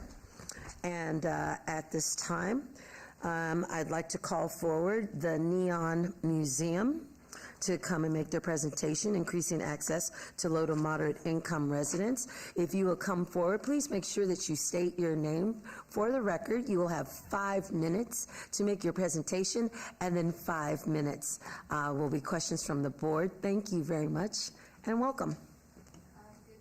Good morning, committee members. My name is Sarah Hume. I'm the Deputy Director at the Neon Museum. My name is Joanne Arguello, Director of Finance for the Neon Museum. My name is Brett Salisbury. I'm the Grants Manager for the Neon Museum. Good morning. Matt Borick, Director of Lifelong Learning at the Neon Museum. And so we wanted to come here today and apply for our first grant from this board to increase the number of local community and youth that attend the programs that we have here at the Neon Museum. Now, I think we're pretty well known as being an attraction and maybe seen more in that light, but we have a very a growing educational program that we have been working on really since the recovery from COVID. We have a program of field trips. We will see around about 2,000 students this year, but what we're very conscious of is that we're really not seeing the proportion of city students, City of Las Vegas students, that we would really expect, considering we're sort of on their doorstep.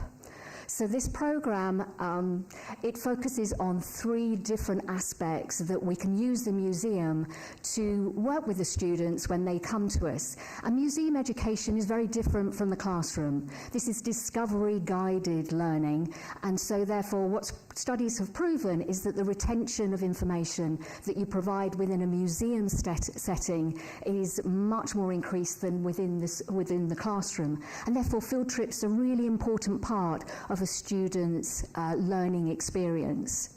We offer science trips to us. We are the Neon Museum. We talk about chemistry. We talk about neon and argon.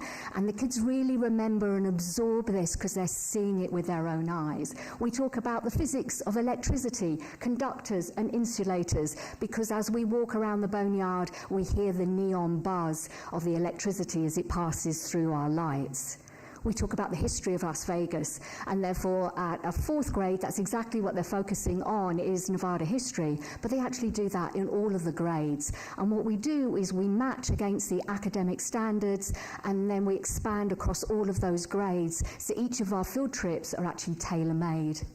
We also offer arts and design and architecture field trips where we look at the sign that our wonderful visitor centre, the La Concha, and we talk about Googie architecture. We talk about what a career as an architect may be as well. And we talk about how the students may apply their learning to their careers going forward as well. And we start that literally when we see the 3rd graders come in through our doors. It's a really important part of our philosophy of learning opportunities and lifelong learning that we offer to the local community. So we have our field trips. Only 5% of the schools that are within the city limits are currently taking us up on what our offering. What this grant will mean to us is that we'll be able to expand our capacity and focus on city schools and bring them into the museum so that they also can experience these learning opportunities, and to give our students a little bit more of a range of experience in which they can learn in. We also offer once a month on a Saturday a STEAM educational program that's open to the local community. That's STEAM for science, technology, engineering, art and math. And we offer all different activities, and they are across the generations, whether that's grandparents coming in with little ones or families that have teenagers, a grumpy teenager and a very lively 5-year-old. We will accommodate all families. For both of these programs, we've worked really hard to make them accessible. We have worked with the library districts so that you can check out your library ticket and come to a STEAM Saturday. And we have made the buses through other grants available to the schools, because that one of the biggest barriers is actually transport for schools to be able to get to a field trip destination. Breaking down these and making them more accessible means that we can come to you and say, what we need now is to increase our capacity and our resource so that we can target and market to city schools and to the city local community so that they are more aware of what we offer and can take advantage of it without that being a financial implication to families and to schools. We hope that you look favourably against our grant application. Thank you very much. Thank you. I'll open the floor up to any questions from a board member for the Neon Museum. Chair recognizes Member Jackson. Hi, I really do commend you for doing this, and all the programs free? There is a small $5 charge for the STEAM Saturday, but that said, we have worked with Museums for All, so it's free to everybody with SNAP and EFT, and also the library district. So the Clark County Library District and the North Las Vegas Library District have library tickets that you can check out for a family ticket so that they can come for free by using their library pass. Thank you. One other question. Do you provide curriculum for the teachers prior to coming to the STEAM or the other programs? Yes, absolutely. An important part of that is giving the educators the information beforehand so that they can prepare for a field trip and then also follow up afterwards. So what we do is we provide all of the curriculum, the academic standards that we will cover in every single field trip so that they can literally check those off after the field trip to know that those have been accomplished and touched upon, and then they can build upon that. Because of the retention of museum education, what you find with the kids is they remember things. It's a very visual experience, so you can tie so much of your educational aspects of classroom back to the field trip that they have and continue to work upon it afterwards. Chair recognizes Member Prado.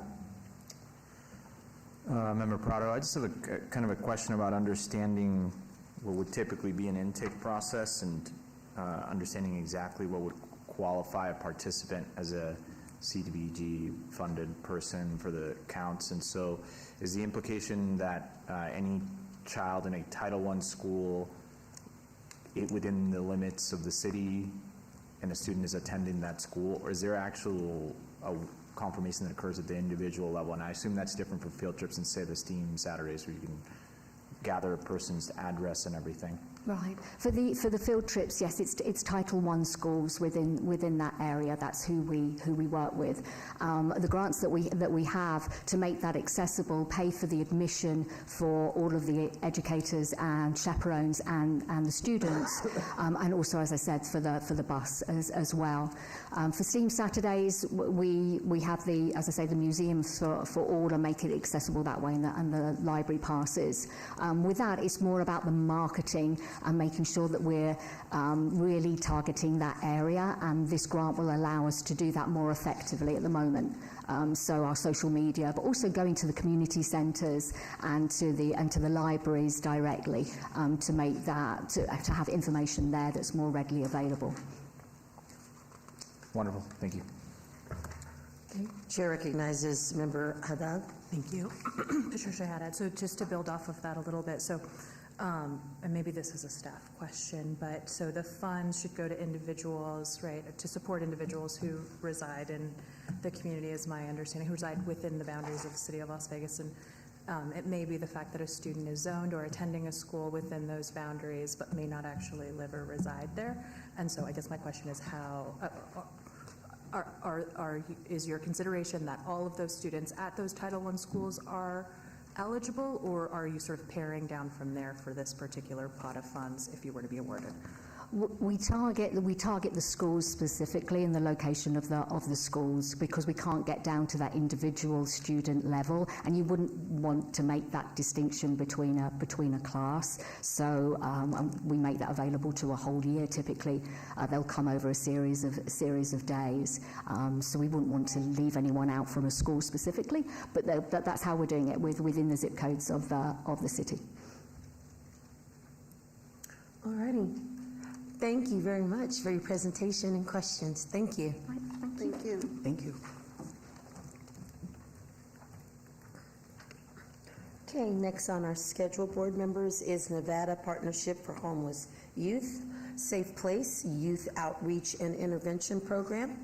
And thank you. Come on down. Make sure that you say your name. You have 5 minutes for your presentation. I will give you a 1-minute warning if you get to 1 minute. And then you'll have 5 minutes for questions from the board. Good morning and welcome. You can begin whenever you're ready.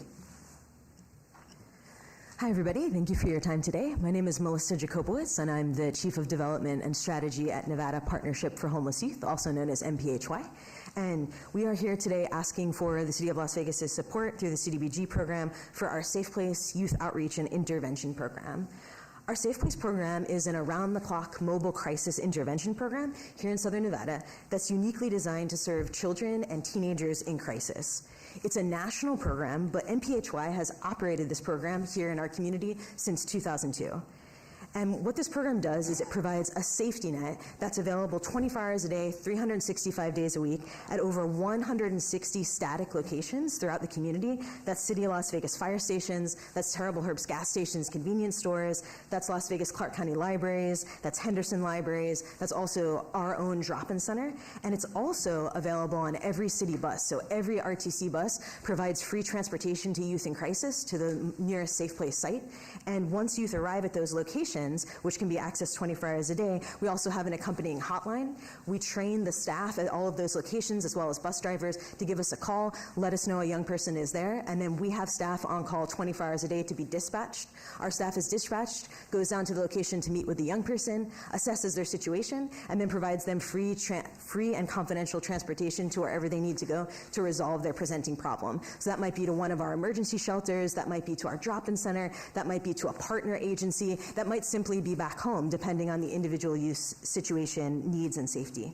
And then we also connect youth to our full wraparound service delivery. So once they come to our shelter or to our drop-in center, this really serves as a round-the-clock entry point available at almost every street corner of our community to connect to our crisis intervention services and beyond.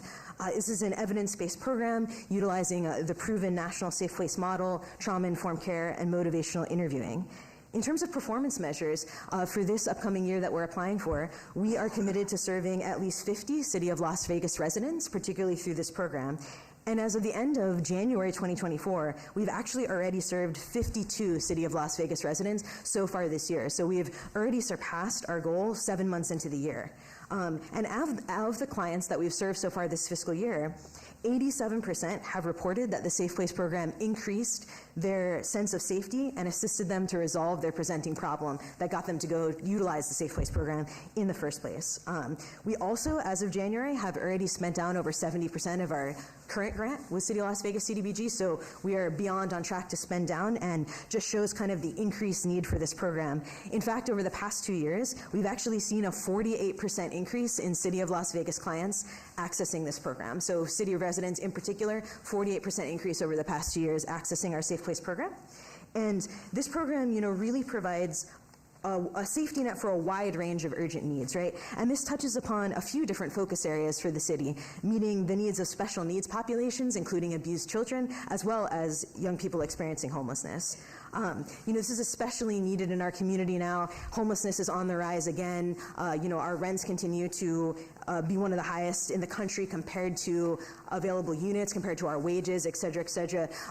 Nevada as a state continues to have the highest need for affordable housing. We have the lowest number of affordable and available rental units here in our community for the extremely low-income renters in our community. Nevada continues to have the highest unemployment rate in the country. So there's just increased needs around this in so many different ways. And this program is really a great investment for the city because it provides a significant return on investment, right? When young people can access the Safe Place program, it prevents emergency services from needing to be called in, first responders from needing to call in when it's a situation where that's not necessary and we can resolve that problem.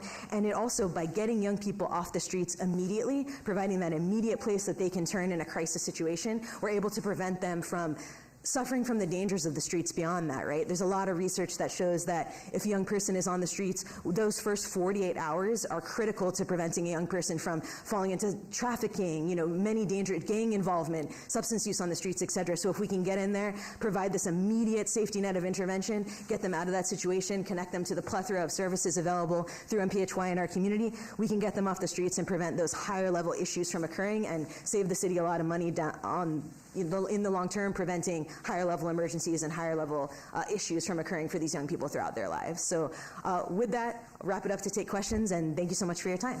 All right, thank you. Board members, I open the floor up for any questions that anyone has. The chair recognizes Ms. Conyers. Hi, I notice on your board roster you have 8 board members, and I was just curious how you guys break ties in events. Could you repeat the very last part? You have an 8-member board, and I was just curious how you break ties with an even board. Oh, how you break ties with an even board. Okay, got it. Yeah, that is an excellent question. I believe that is an excellent question. I'm not quite sure of the answer to that, but I'm sure that it's in the organization's bylaws how we handle that. But yeah, that is an excellent question. I would have to check with our CEO to double check on that because he's the liaison that works with the board. But yeah, that's a very good question, but I'm sure that we have information in our bylaws of what to do in that situation. Member Jackson and then Member Haddad. So under sustainability, you say, you reference pay a site-based fee for participation. Can you explain what that is? Yeah, so for example, Terrible Herbst has been one of the founding partners of this program, right? They've been a part of this program since it started in 2002. And as part of their agreement to serve as Safe Place sites, they also, on a monthly basis, provide a donation to MPHY to support the services that go along with it. Of course, they're also providing tons of in-kind by, every gas station has our logo, and they allow us to train their staff, and they give out our information at their cashier desks, et cetera, et cetera. But Terrible Herbst, for example, also provides that. Not all of our partners currently provide that, but a plan for sustainability that we have as we bring on additional partners is to try to continue that trend and obtain partners who are able to also contribute to the operation of the program. Member Haddad, your question was answered. Okay. Member Whittingham. Over here. Hi, good afternoon. A question on your, and I call it quality service audit, survey feedback from members. You have different ways of getting feedback from users of the program to evaluate quality service. What are some of the feedbacks that you have had relating to concerns about the program, and how have you addressed those? Yeah, it's a great question. So yeah, we definitely have a wide range of ways that we seek feedback from the young people accessing our programs, and especially this program in particular. Yeah, and some of the feedback we received, well, something that comes to mind is that, we're going out to the location, meeting with the young person, and then transporting them to wherever they need to go. But we received some feedback from them that sometimes that young people need some resources immediately at the site. Right, so accordingly, we started creating resource kits that now the Safe Place responders bring with them when they meet with the young person, right? So it's not that they're, when a young person comes to a Terrible's, right, we encourage them to provide a snack and a drink as well, but sometimes they just need some additional resources, and so to make that possible, we've started bringing these kits that include information about our further services, that include a community resource guide that young people can see other places to access, that include food, hygiene items, different things like that, and we actually bring them with us to the site now. So that's something that we've added, that we provide some supplies directly during pickups, in addition to once they get to locations as well. So that was a feedback that they provided that we've answered. Do you have numbers to say how many have actually completed that written survey? The youth, what is it, Likert Scales evaluation survey, how many of your participants have actually completed that? Yes. So we report at the end of every year for City of Las Vegas CDBG in our annual report. We do report how many completed that survey, and of how many completed that, what percentage reported, the outcomes that we're looking for. And it changes year by year, but it's never been under 80%, and it's usually higher to 95%-ish in terms of completion of the survey. Okay, thanks. Thank you. All righty. We're down to our last 30 seconds. Thank you so much for your presentation. Thank you. Okay, next on the agenda is the Boys and Girls Club of Southern Nevada, Core 5. You'll come down. Please make sure you state your name for the record. You have 5 minutes for your presentation, and then 5 minutes for your questions from the board. Please make sure you state your name for the record. Thank you very much. Good morning, everyone. My name is Kayla Langley. I'm the grants specialist for Boys and Girls Clubs of Southern Nevada. Good morning. My name is Chelsea Elliott. I'm the area director of programming for the Boys and Girls Clubs of Southern Nevada. First, I just want to start by thanking all of you for the time to present this morning. We are here to present our CDBG application for our Lexia Core 5 program. We are seeking $74,092.72 with a the primary allocation going towards direct client services and program delivery. And then I'll let Chelsea talk a little bit about the program. Yeah, so I think one of the most alarming things that we were looking at one of the most alarming things that we were looking at when we were looking at, what 3 clubs we were going to apply this grant to, 3 clubs that are in Las Vegas, our Agassiz Clubhouse, our Desert Pine Clubhouse, and our Downtown Clubhouse, is that those 3 clubhouses combined have an English language arts proficiency rate of 29.76%. We got that information from Nevada Report Card. So I'll tell you a little bit about the Lexia Core 5 program and how we think that it can support the members at our clubhouse. So the Lexia Core 5 program was built on the science of reading. It's a research-proven program that accelerates the development of literacy skills for students of all abilities. It helps them to make a critical shift from learning to read to reading to learn. So right now we currently offer a plethora of programs, and under our academic success pillar, we offer Power Hour program, which is a tutoring program. We offer a Power Up program, which actually follows the CCSD pacing guides, but we made it a little bit more fun. We threw some activities, so everything in the Power Up program plan is, CCSD pacing guide expectations, and where a 3rd grader should be, and what they should be able to read at that level, and we mix that in with a lot of activities. And I think that Lexia Core 5 is would be so beneficial to us because what it offers us is scaffolding. So right now we don't have the information or a system to be able to scaffold. So for instance, we have what a 3rd grader needs to know. However, what we know is that a lot of the members in our clubhouses are not where they should be. They're not at that 3rd grade level, and we don't have the tools currently to be able to scaffold that information. And the Lexia Core 5 offers our members individualized plans. So they go in, they do this assessment, but it's a fun assessment. I know because we've done some ourselves. And so they're fun assessments. They're all game-based.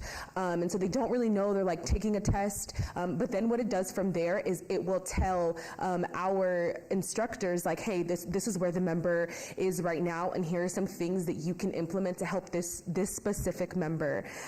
So that's a huge bonus with us for Lexia Core 5 is it does give us that ability to give individual members what they need. This program has received strong ratings from Evidence for Every Student Success. it adapts blended learning and accelerates the development of literacy skills for students of all abilities.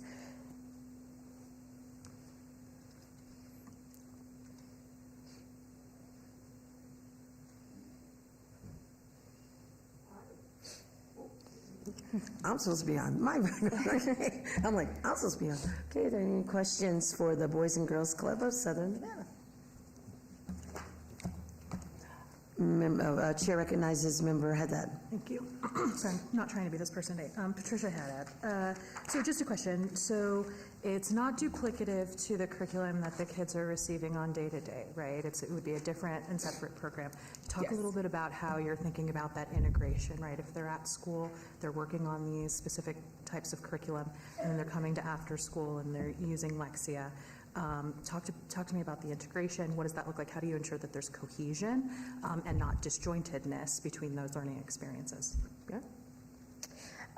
So with CCSD, we found that Lexia is offered, but it's only offered as a intervention service, so it's not available to all students. It's only available to students where teachers have identified that, and most of our members have not been identified as those students who need those services, but we know that they're not on reading level, so it is something that's kind of happening in schools, so it kind of is cohesive in that sense. And then as Chelsea said, that we work to kind of build all of our programming, especially our Power Up programming, to be in step with CCSD so that we know we're implementing programs that reflect what they're learning in school. That's kind of our number one philosophy behind our academic success programming, and we've actually started a UNLV fellowship where we have a postdoctoral student who's evaluating all of our academic success programming and kind of comparing that in line with CCSD, and then ensuring that all of our programs align with what CCSD is doing and what's happening in school. And then I think to integrate it into our Power Up program as well.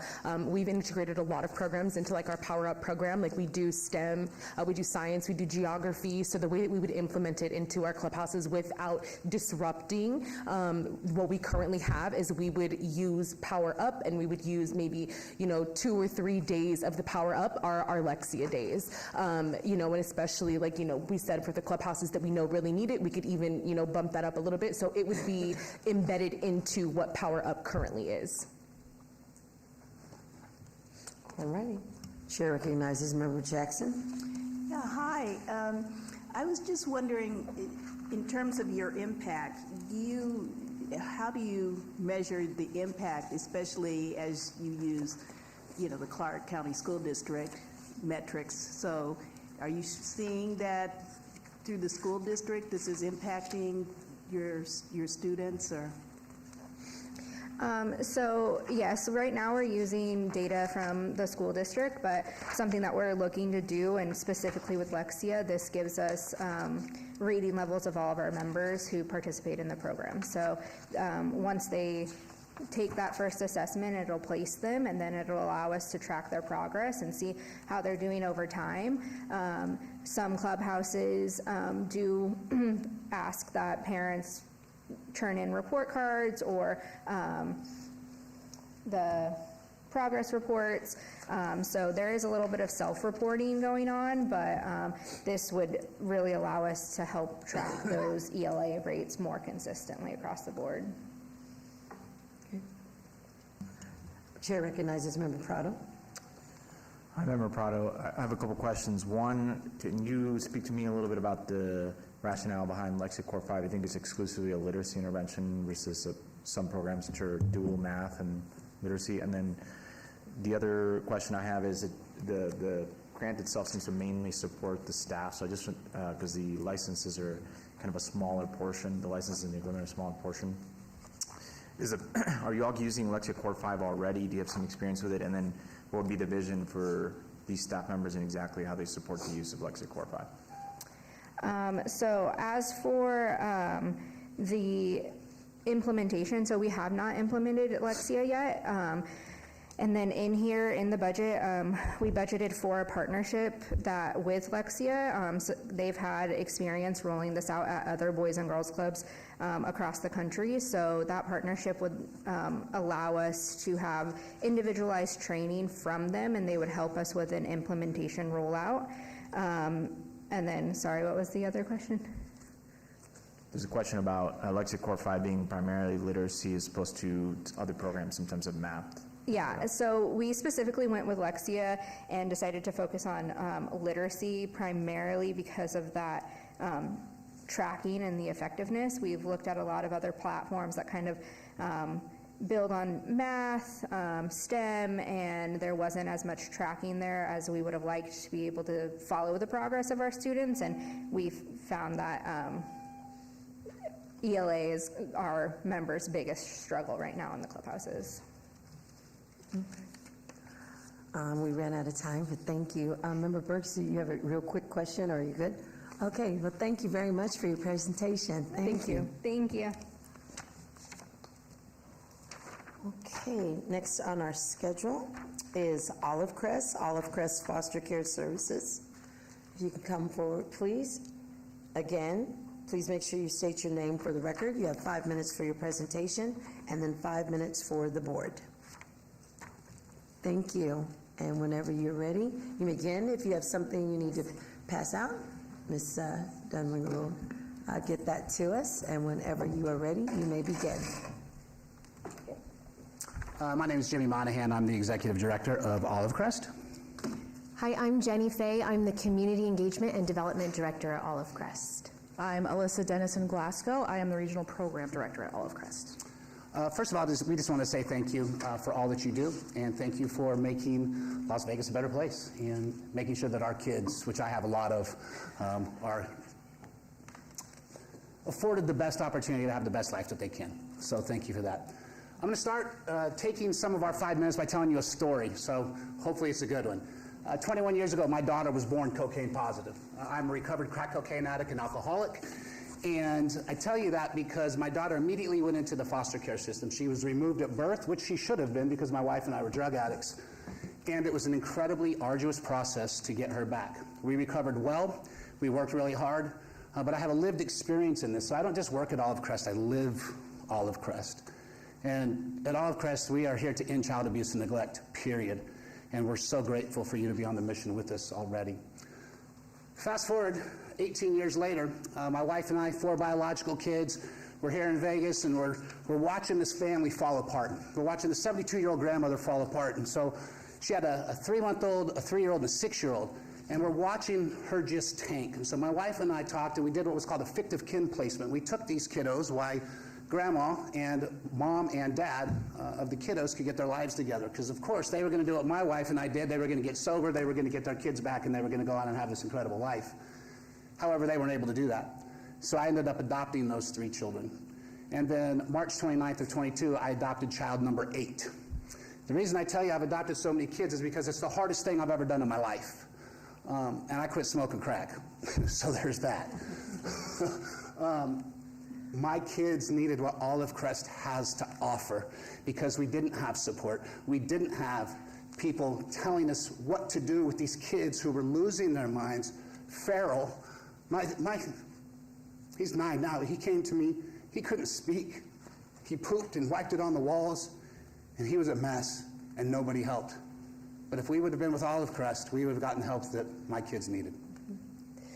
Kids all over our city, apart even from Jimmy's family, need what Olive Crest has to offer. We see kids languishing at Child Haven. We see many kids not thriving in foster care. In fact, we see many kids actually having compounding trauma while they're in foster care instead of healing from that trauma, which means these kids are hurtling toward dire outcomes of homelessness, incarceration, trafficking, substance use, and the repeated cycle in their families of generational abuse and neglect. And so Olive Crest is committed to changing the story for the kids in our city who are in foster care. Olive Crest has been in Las Vegas for the last 27 years, providing support to kids and their families. The way we do that is through three main pathways: family preservation, which keeping the families together. Our second approach is teens and young adults, providing independent living and support for kids who have already aged out of the foster care system. And then our licensed foster care agency. Our foster care program is couched within a broader continuum of care to provide services throughout their entirety of their childhood. Through our Olive Crest program, we are taking care of the higher level of care kids. Essentially what that means is these kids need more resources, they need more support.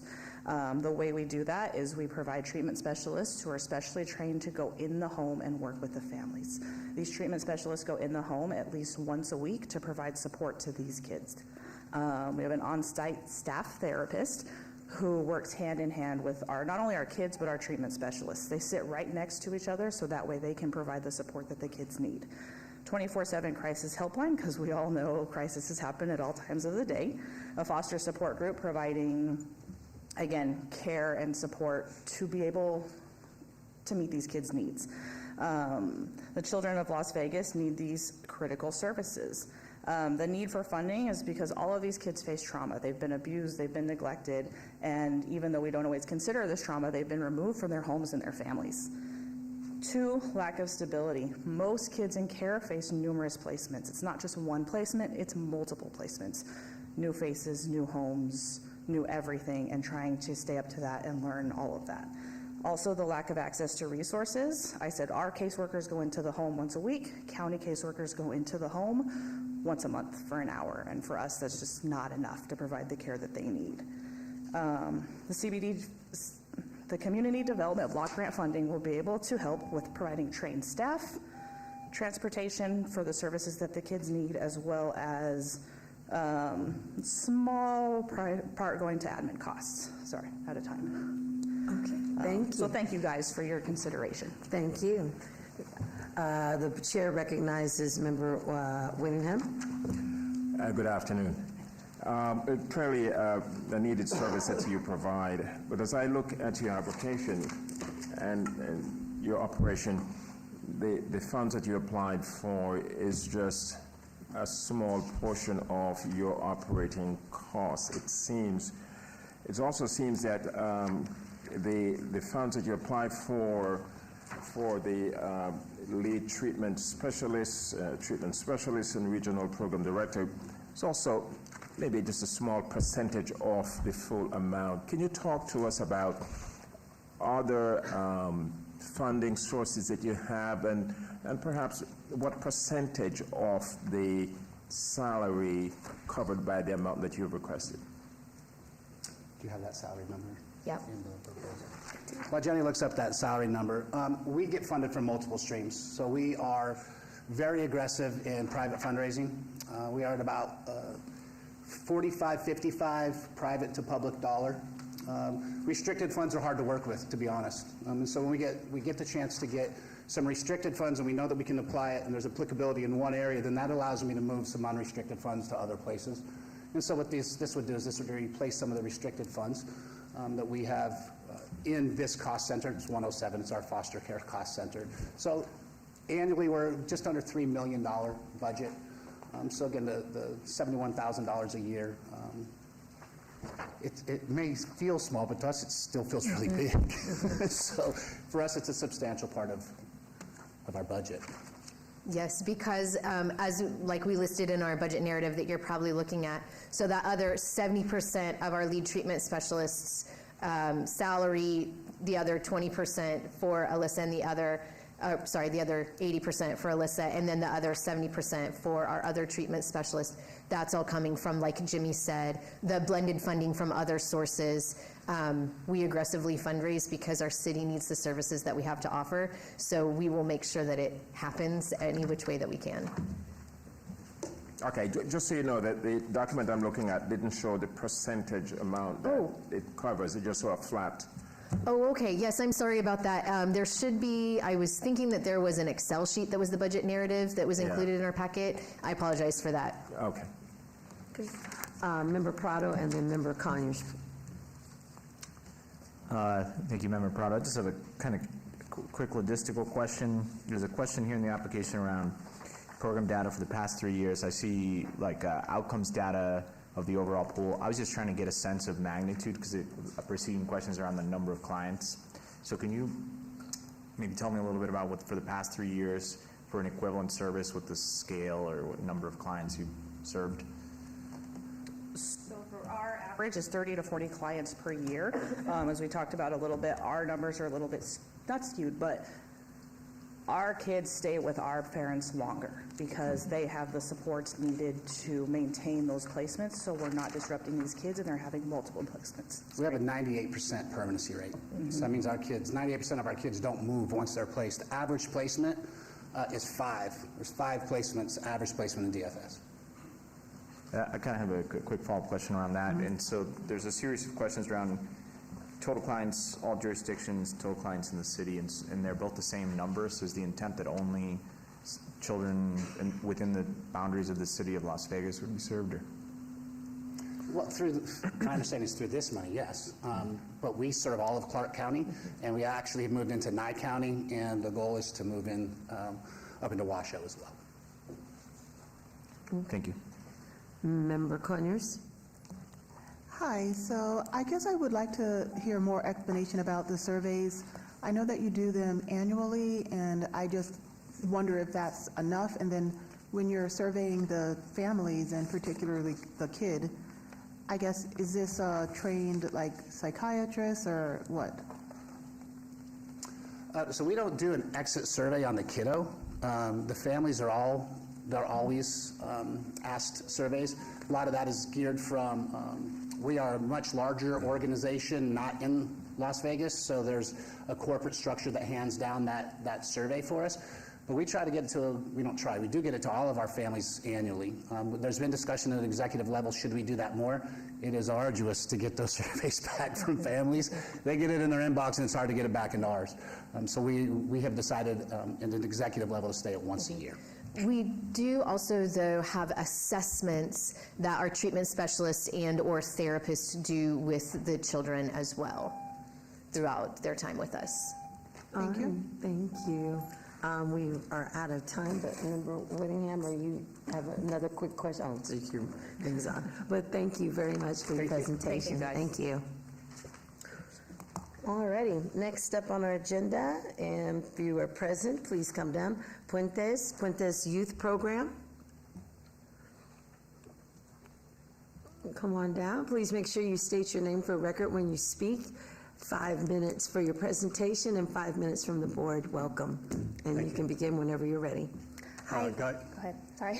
You go ahead. Hi, good morning. My name is Haley Dobson. I am the treasurer for Puentes, and I am the outside bookkeeper. I'm the vice president of Umbrella Bookkeeping. And Guy Gerard, I'm the president and founder of Puentes. We'll talk a little bit about how the program initiated, and then I'll go into our capacities to manage it. We serve on many different committees. One of them is the Las Vegas Metropolitan Police Department Youth Anti-Violence Committee. And through those engagements, we got some statistics quite recently that indicated that in 2023, there was a 10% increase in youth crimes against persons, a 25% increase in youth crimes against properties, and a 525% increase in juvenile arrests for homicide. Clearly, these aren't kids that will participate in after-school events or go to the Y or take advantage of the great programs that they have at Boys and Girls Clubs and places like that. So we said, how do we reach these kids that are completely disenfranchised from the system, that don't go to any of these kinds of events? And it came to us that everyone's human. Everyone wants to show what they do well in whatever it might be. It could be sports, it could be arts, it could be music, it could be anything. So let's develop something that appeals to that. And then how do we find these kids? So the only way to get these kids is to actually go to where they are. So going to housing complexes, going to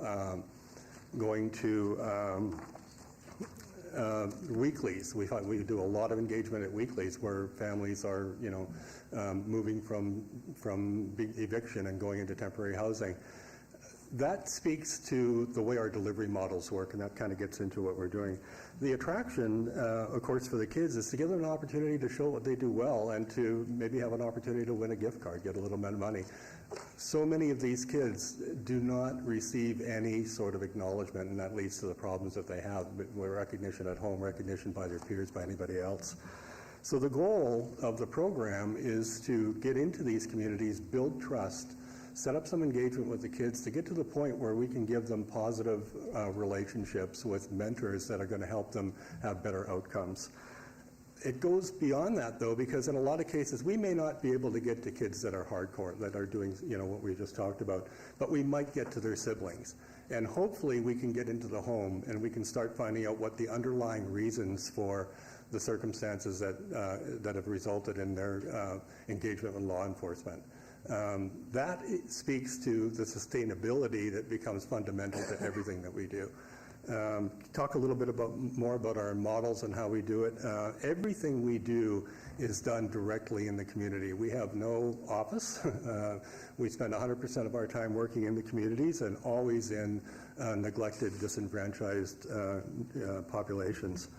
The model emphasizes sustainability, and we integrate with close to 100 community partners to be able to leverage those resources and maximize on the individual expertise that all of our partners have in dealing with different situations, much like the whole group that comes together for the LVMPD Youth Violence Committee.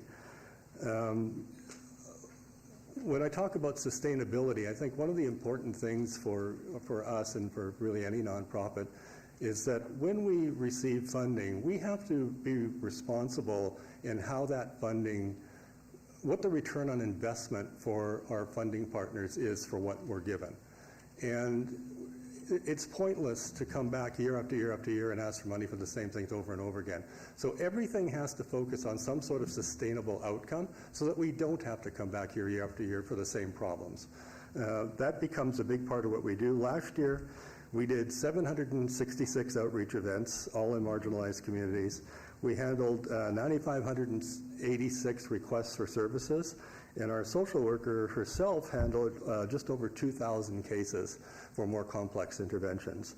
Again, with the partnerships that we managed to get, actually about a month ago, we were in this room getting an award, the 2023 Honor Award for Advancing Health Equity in Marginalized Communities. So, Haley? So I'm just going to speak a little bit about the budget. The majority of our budget request is going towards direct client services, whether that's salaries and fringe or direct program delivery costs. We would like the opportunity to hire some more program coordinators, so we just have more people out in the community doing what they need to do. And then direct program delivery costs like program supplies, the gift cards that Guy had mentioned, client materials, any supportive services that are needed, and then mileage for our employees to get around town and actually engage with these kids in the community. All right. Thank you. Okay, I'll open the floor up to the board members for any questions. Chair recognizes Mr. Whittingham, Member Whittingham. Excuse me. Good afternoon. I have a couple questions, and I'll start with this one. As I look at your organization and your mission, apart from the academic phrasing of your mission, tell me, what does it mean? And I read from your mission. Explain this to me perhaps in a more practical way that people in the community can understand. The mission of Pointers is to be an innovator in the development of comprehensive, collaborative, and culturally relativistic initiatives that seek to provide permanent, sustainable solutions through addressing root causes, disparities, and inequities in our social order. Break that down for me. What does that mean to the members in the marginalized communities that you serve? So I think, when I started thinking about Puentes and started looking at what was going on in communities, I think one of the failures that a lot of organizations have when it comes to working in these communities is a tendency to assume you know what's wrong in the community. We don't need to talk to you. We know what's wrong. We're just going to give you the solutions. We're going to fix it. What we talked about doing is that to properly understand what is required of the community requires that you go in and just listen. And we spend so much time doing that at the start of what we're doing. We just go in and shut up and listen to what's going on in the community. And you often find out that the real needs and the things that are going to result in sustainable improvements are very different than what we might expect they are. We see this in healthcare access. You know, one of the things that we talk about, we're very involved with healthcare. People talk about, well, transportation's an issue. We don't find that to be true. We find that trust is an issue. People that are dealing with bad experiences with their medical provider, people that have, you know, historical experiences that led them to distrust the entire medical profession. So if you don't go in and you don't do things in a culturally relativistic fashion to really sit down and appreciate the differences and take that into consideration, that, you know, our perspective, my perspective, may be very different from the perspectives of the people that we're serving. The other thing that we do pretty differently is ensure that everyone that we send in the community is from the community. Talking about this program right now, and I've said this at Metro a bunch of times, none of these kids is going to listen to an old white dude like me. Forget it. And they're going to need to talk to people that they can relate to. So we make sure when we're doing the hiring and the training and everything else that the people that go into the communities are people that these kids can relate to and develop that trust. And then maybe sometime later on, they'll say, hey, come meet Guy. You know, Guy's cool guy. You know, he'll talk to you. But it's got to go that way. And so that's where it comes from. That's where the mission came from. I appreciate your comments about what some people see as a problem, and as you drill down closer and meet the people where they are, you find out that the problem is quite different from what we at certain level may perceive. But you touch on it a little bit, but talk to me a little bit more. How do you then recruit and train and hire the coordinators that go in and to ensure that they are of the understanding that would get the respect and appreciation from the population that they serve? Yeah, so we look for people that have life experiences from the communities that we're serving. People that, our social worker as an example, grew up on the east side, single mom, undocumented, grew up in the environment that she's serving right now. You can train people on how to complete surveys. You can train people on how to fill out forms and do that kind of stuff. You can't train empathy. You can't train cultural awareness. And that's one of the things that I just go off about. You know, they have these seminars that we're going to give a 2-hour seminar on cultural competency, and I'm going to know everything there is to know about being black. Come on, you can't do that.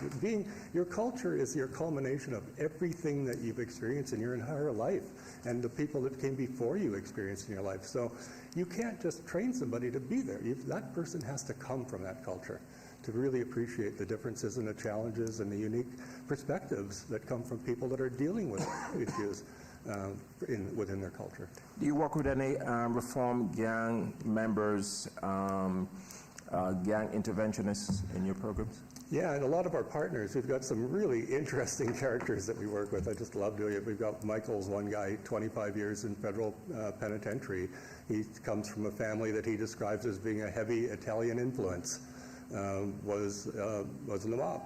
And now he's written some books and comes in and does, you know, this kind of work for us. We work with a guy named Robert Strotter, who's out on, you know, Robert's a great guy out on Donna Street, just, you know, that has that perspective. Robert was a Crip, you know, he just understands what it's like growing up in those neighborhoods. Those are the people that you have to relate with, you know. Thank you. All right. You're welcome. Member Jackson and Member Powell, sorry we ran out of time. But I'll hold your questions.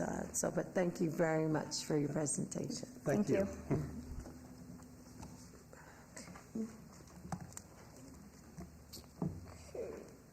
All right, next, Vegas Stronger. As they're coming up, this is Dave Marlin. Since I work there, I'm going to recuse myself. Deputy City Attorney Chris Leviello here for the record. Just to remind Board Member Marlin not to vote on this matter, or not vote, but not score this matter later on. Thanks. Thank you. Thank you, Member Marlin. Thank you, City Attorney. Vegas Stronger Intensive Outpatient Program for Individuals with Alcohol Use Disorder. Thank you very much. You have 5 minutes for your presentation and then 5 minutes for the board. Please make sure when you're speaking that you identify yourself for the record. Thank you, and you can begin whenever you're ready. Good afternoon. My name is Debbie Levitt. I'm the president of Vegas Stronger. Vegas Stronger is a nonprofit organization. We offer multiple services for the underserved here in our city. For the last 6 years, Vegas Stronger has been providing service to the underserved who suffer from drugs, alcohol, and homelessness. We carefully track and report outcomes of our interventions, and we have some really good results. 63% of our people who complete our program now are drug-free, alcohol-free, and have obtained a job and their own housing, and are off of drugs, the main thing. We believe that as a community, we need to all work together to provide services for people who suffer from drugs and alcohol, so we can all meet together and have a desired outcome. Vegas Stronger is located in the heart of downtown Las Vegas. We are in the Corridor of Hope. Every day we have underserved, unhoused people walk through our doors asking for some type of treatment. We're also a coordinated entry. If we can, we find them a place to live. For a long time, everything has been focused on opioids, but there is a need for alcohol drug abuse or alcohol use disorder. There was a study in 2022 that 29.7 million people suffer from alcohol use disorder from the ages of 12 years old and up. So right now we are looking for help in developing an IOP alcohol group only to help those people that suffer from that, because we don't have funding. SOAR grants do not pay for alcohol use disorder. So I think by working together as a community, we can help solve this epidemic. And I'm going to turn it over to Nicholas Neubauer, who is our clinical director. Thank you, Deb. You're welcome. Good afternoon, everybody, and happy Valentine's Day. Thank you very much for having us today. As stated, my name is Nicholas Neubauer, better known as Brooke Neubauer's husband of the Just One Project. But today I'm here representing Vegas Stronger as their clinical director. Now, I'm a lifelong Las Vegan, a UNLV graduate, alumni, double times over. I'm a father, I am a husband, I am a priest in the Episcopal Church, serving the community of All Saints Episcopal here in town. And I've been a licensed clinical social worker for 17 years, practicing right here in the Valley. As Deb stated, Vegas Stronger, our mission is to reduce homelessness in the Valley by means of treating and caring for persons presenting with mental health and co-occurring disorders, specifically substance abuse concerns. By way of doing that, we offer many services, everything from individual counseling to IOP to partial hospitalization programs, to medication management, case management, housing assistant, spirituality, nutrition, fitness, peer-to-peer supports, recovery programs, and primary care as well. So no shortage of resources available here at Vegas Stronger. What we are seeking is funding for approximately 60 persons to participate in an intensive outpatient alcohol program. That consists of 3 hours per day, 3 times a week. But not only within those services will they be receiving that intensive treatment, but they will also be privy to the host of the other services that we offer that will be specifically individualized to each person's presentation and each person's needs. Now, within the Valley in 2023, there was approximately 6,500 homeless persons accounted for within the large count that is done. Statistically, it is known to be a measure of about 50% of persons presenting as homeless have substance abuse issues specific to alcohol use disorder. So that means that just by general terms and metrics, there are approximately 3,200 persons on the streets within our communities that are suffering from this disease. And we would very much like to be a solution for those folks to get their lives in a better place. Thank you. Perfect time. Thank you. Like a good sermon. Okay, I'll open the floor to the board. The chair recognizes Member Jackson. Thank you, and I applaud what you do. I just wanted to speak on, I know someone else would probably want this information, your arrears and your audited financials. That was one question that I had. Why are you?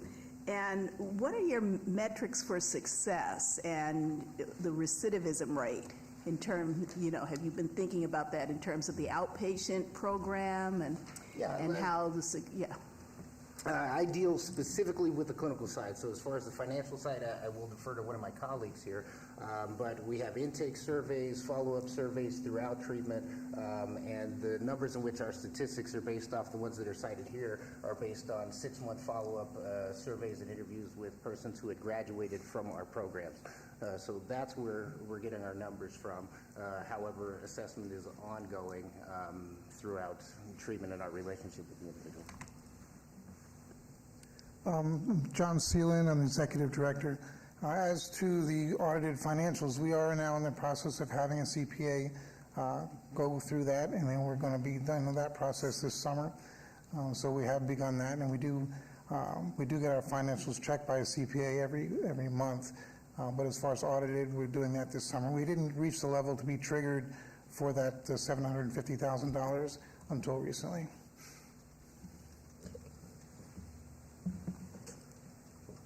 Any more questions from members of the board? Seeing none, thank you very much. Can I add something with the 3 minutes that we have? Is that permissible? Okay. No, I'm sorry. No, go ahead. No, I'm sorry. Yeah, of course. If that is permissible, what I can say with my 17 years of experience within the behavioral mental health community here in Southern Nevada, there's a lot of my colleagues that do amazing and wonderful work, but there's certain populations that are more difficult to work with. And not only funding and resources limit access to the populations in which we serve, but also within our own professional community, a lot of folks don't want to do that work. A lot of folks find the inherent challenges in it. But what I can tell you from my experience is that from everything from the passion behind Dave Marlin to what he's established in Vegas Stronger to every single member of our clinical team. I mean, I invite you guys to come by. I invite you guys to come check it out. The passion, the professionalism, the knowledge, the personal experiences that are shared by those persons who are connecting to, supporting, and treating those individuals, it's palpable. And I'm very gracious to be a member of their team, to simply be a colleague, to watch them work. We recently had a graduation. Several of rows of people that arguably are alive today because they came into Vegas Stronger. Their lives are different, smiles on their faces. Their family was in attendance. They have jobs, they're housed, they're clean, they're sober. That's what's going on in Vegas Stronger.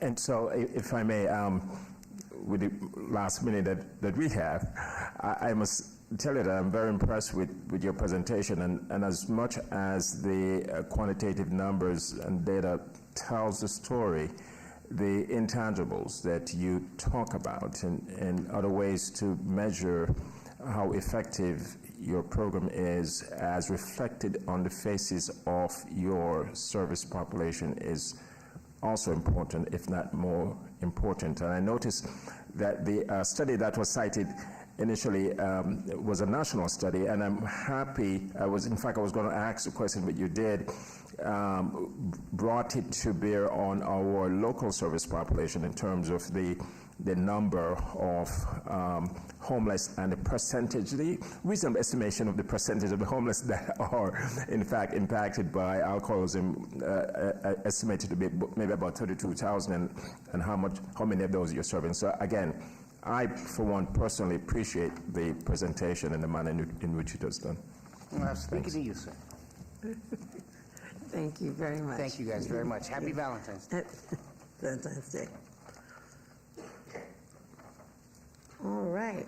As we're starting to get to the end of our direct meeting, I'd like to call down Catholic Charities of Southern Nevada, Meals on Wheels. If you'll come on down to make your presentation, please make sure you speak directly into the mic. Every time that you are speaking, please announce who you are. You will have 5 minutes for your presentation, then 5 minutes for the board to ask you questions. Thank you, and you may begin when you are ready. Good morning. My name is Jenny Duarte, and I'm the program manager at Catholic Charities Meals on Wheels program. Our mission is we provide food, shelter, and comprehensive services and inspire our community through collaboration, recognizing that each person is created in the image and likeness of God, and that God's compassion transforms lives.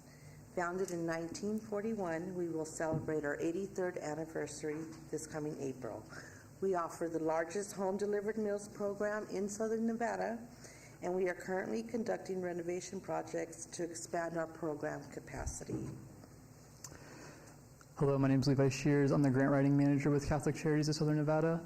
We continue to see an increased need for senior services in our community, with over 200,000 seniors in the city of Las Vegas alone. Of that population, nearly 25,000 were deemed to be living in poverty in 2022.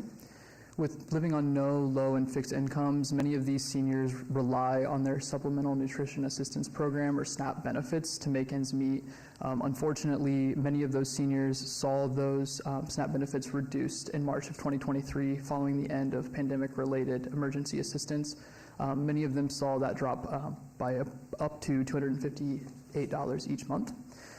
This has further exacerbated senior hunger in our community, and we've seen that in our wait list, which has grown from approximately 400 seniors last April to now over 1,000 seniors. We, as Jenny mentioned, we continue to take on renovation projects to try and build capacity in the program to serve more seniors. At Meals on Wheels, our program provides 7 nutritionally balanced meals to over 2,200 seniors in Southern Nevada each week. Our seniors enrolled in our program are homebound, and many are living with disabling conditions. Meals on Wheels is designed to help the underserved population of homebound seniors age into place. Seniors receive additional support, including access to modified meals, nutrition supplements, and case coordination services. Our modified meals include pureed meals for people who struggle with chewing and swallowing, while supplements include Nipro and Ensure. Good afternoon. I'm Armin Garcia, a case coordinator for Meals on Wheels. I'm here to tell you about Vicky and Raymond, who started Meals on Wheels in 2021 to ease the burden of buying their own groceries and preparing their own meals. Like many seniors in Las Vegas, Vicky and Raymond live on a fixed income from Social Security, which unfortunately doesn't go as far as it used to. As their case coordinator, I was able to connect Vicky and Raymond to community resources, providing them transportation to medical appointments and assistance paying utility bills. At 68, Vicky struggled to care for Raymond, who was 82, and at this time suffered multiple strokes and whose dementia had advanced to the point of needing full-time care. With Vicky taking on more caregiving responsibilities, she had less time to do things like going grocery shopping and preparing their own meals. As recipients of Meals on Wheels, Vicky and Raymond had at least one nutritious meal a day that was easily prepared in their microwave or oven. They also received a bag of fruit and a half gallon of 1% milk. Sadly, Raymond passed away last summer, and as Vicky grieved the loss, Meals on Wheels provided support and stability during a time of great change in her life. Meals on Wheels becomes a source of help and hope to the many seniors we serve, and they become part of a family that cares for them and their well-being. So Catholic Charities is requesting $171,141.95 to support the program operation for 50 seniors in the city of Las Vegas. These funds will primarily support food and program supply costs, as well as case coordination services, as Armin alluded to. These are critical for helping these seniors access other services that help them meet their basic needs. On slide 7, you can see some client demographic information. In fiscal year 2023, we served a total of 781 clients in the city of Las Vegas alone. A majority of those clients are of underserved populations. On the right side of that slide, you can see a map that shows our reach in the city of Las Vegas, with the red markers indicating those that are currently on the program and the white markers indicating those that are on our wait list. And then on slide 8 is a little breakdown of the program budget. Our budget for this fiscal year is approximately $7 million. You can see about $3.9 million is from the State of Nevada Aging and Disability Services Division, while $2.6 is covered currently by Catholic Charities agency funds. Thank you all. If you have any questions.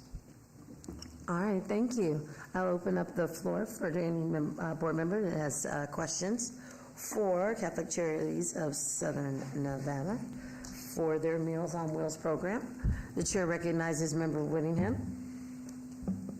And my question is only because I don't see it in my fellow board members, but I thought I would ask you this question. The case coordinator position that you're applying for, are there other funds that covers that position, or is this a new position, or is a previous fund from CDBG allocated this budget? Talk to me about that. So we've offered case coordination services over the past several years. This is not a new position. Historically, CDBG funds we have not used to cover the case coordination position, using agency funds or other grants that we receive. My colleagues can speak a little bit more to the case coordination services, but. And that was my question. Why now? Is it a new position added to that you're now accessing? I see, yeah. So we are just assessing our needs. Budgets vary year to year based on where we're getting unrestricted funds. It may have been in previous years we received a grant that helped cover case coordination services, where maybe this year, as we're looking to apply for CDBG funding, perhaps other grants weren't available that were restricted previously to cover that. Does that? Yeah, so understanding that the limited amount of funds that we have and so many very worthwhile organizations applying for the limited amount of funds, if it's a case where we can maybe cover costs for other areas and you use existing personnel to cover that case coordinator position, could that work for the time being perhaps? Yeah, and any support that we can get for the program, whether it's partial or full, we're always happy to accept, because that helps us serve seniors and helps us execute the program. Thanks. Yeah, thank you. Chair recognizes Mr. Prado. As Member Prado, I had very similar questions, and then I guess the other question is that graph and those numbers are really moving, so I'm just wondering what the key obstacle is to expanding the services with the building wait list. Yeah, no, it's a great question. It's something that we're looking at very intently. Right now, we've just recently completed the first phase of a warehouse renovation specifically for the Meals on Wheels program that's going to help us store more food. The second half of that is going to help us implement a new tray line that will help us produce more meals. So we're in the process of getting there to where we can start to hopefully take more folks off the wait list. The biggest hurdle now is securing additional funds to cover that wait list. So we're comfortable serving where we're at now, but as we build that capacity, next comes the securing funding to make sure that we can successfully fully take those clients off the wait list. And I'm grateful we've worked with other ADSD, State Aging and Disability Services Division. We've worked with them recently to take an additional 242 off of the wait list. And so we're hopeful that in the future we can continue to work with other partners to continue that process. Okay. Seeing no other questions, thank you very much for your presentation. Thank you for your time. Thank you. All right, our next presentation is Hookers for Jesus Incorporated. Hookers for Jesus, if you'll come on down. Please make sure you state your name for the record while you're speaking. You have 5 minutes for your presentation and then 5 minutes for questions. Thank you and good afternoon. Hello, and good you afternoon. can begin whenever you are ready. Hi, everyone. I'm so excited to be here. My name is Annie Lobert, and I'm the CEO of Hookers for Jesus. And I'd like to say we brought our new brochures because we're doing a name change, and when we applied for this grant, that wasn't in full effect yet, but we're going to be called from moving forward Pink Chair. A chair, a conversation, a change. And that stems actually from the outreach. This is how we started unofficially 20 years ago, and our celebration will be this year on July 17th. So officially 17 years ago, we founded ourselves. And I'm a survivor, and I started reaching out to women that were on the strip. They had nowhere to go after they left their traffickers, and so I started taking them to hotels, and then I established Destiny House with some friends and people that believed in what we were doing, and then we established our program for outreach as well, and that was actually called Hookers for Jesus. So Destiny House and Dream House are our two housing programs for our safe house area of our programming. And when someone gets out of trafficking, there's a lot of things that happen besides just being completely traumatized. You're basically rebuilding the client's life from, it's literally like they're still a child all the way to adulthood, because a lot of those things, the part of them growing up was taken away from them. Many of the young women we serve and older women started being trafficked when they were teens and even before that. So there's a lot of like complex trauma modalities that we have to deal with in our side of our program. Now besides that, we give them a bed, their own room, food, new clothing, and community and life skills training, horse therapy. They get their own personal trainer to work out. They learn how to cook their own meals.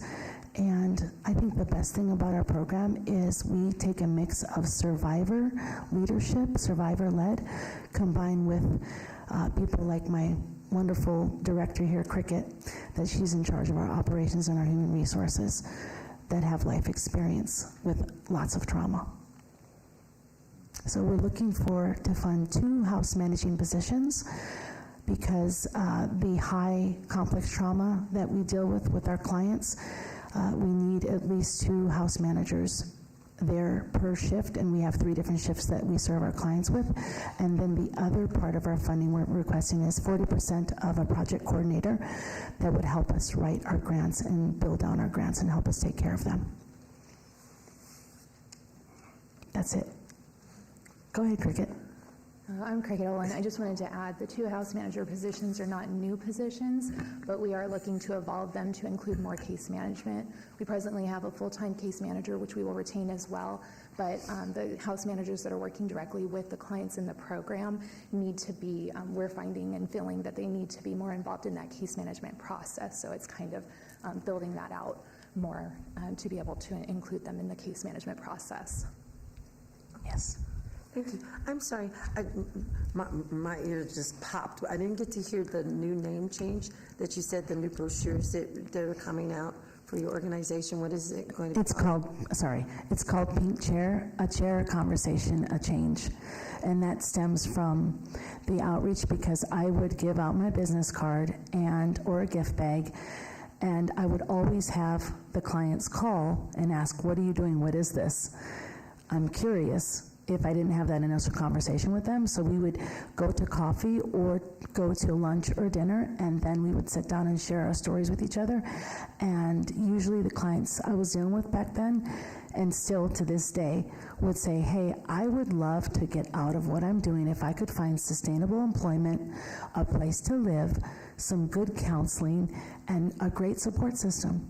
And that's what we provide. And it's lifetime care. Thank you. All right. At this time, I'll open up the floor for any board members that don't have. And you said pink chair, right? Pink chair. Yes, chair. correct. That's what I thought I heard. Pink chair. Even though it's another name on our schedule. If you have any questions, and I see Member Haddad, I see that your light's on. The floor is yours. Thank you, guys. Patricia. You're welcome. So question, not so much on the programmatic side as much on the operational and financial side. Looks like there were some missing components, maybe of different financial procedures that flagged as concerns. So just wondering, what are you guys doing to address those and make sure that all financial procedures and policies and all of that are in place and on solid ground? I'm sorry, could you state that again? Something was missing, you said, in the financials? In the assessment that we receive from staff, my understanding, right, is they go through the financial policies that you've submitted and all of the support documentation. And it looks like there were some missing components around financial statement preparation, budget preparation, or approval processes, and sort of a couple of more things from there. I think looking at sort of your overall financial policies and procedures, right? So are you guys looking at addressing and sort of bolstering any of those components to ensure that you've got that sort of solid ground for intaking and then dollars going out the door? As far as our budgeting and finance department, we actually have our finances audited every year, very thoroughly, by the way, from Layton and Tobler, and it costs us a lot of money. So, Cricket, can we speak to what she could be talking about? Because I'm kind of baffled. It sounds like you mean internally you guys identified some, so we weren't aware of that. Okay. Yeah. If you can share those with us, that would be we'll great. Happy to address them directly. I would look to staff on whether or not that information can be shared. Tim Glisson, Department of Neighborhood Services. So our financial staff internally in our department looked at the policies that were uploaded, and these were the comments that came back. There certainly can be adjustments made through the policies as we work through the process if awarded funding. But in terms of internally, no organization has seen these risk assessments themselves, so they're probably not as upfront knowing what was directly in there. Okay, Member Prado, and then Member Marlin. Member Prado, I was going to ask a question about that as well. So it just seems like it's a procurement thresholds, receive, donate, things that are maybe existing, and maybe it's a miscommunication, or maybe a thing around ratifying some new things.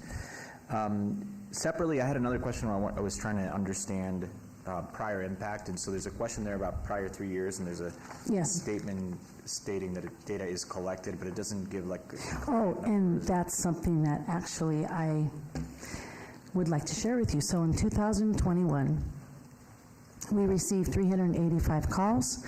There were 359 interventions, safety planning, and then clients into our actual living program were 26. And in 2022, 397 calls came in our hotline, and 375 were intervention and safety planning calls and referrals, and 28 clients were served and moved into our program. And then 2023, there was 429 calls came in with 398 intervention and safety planning referrals, and then 30 clients were served into our actual housing program. So we just don't do the housing piece. A lot of our program is outreach.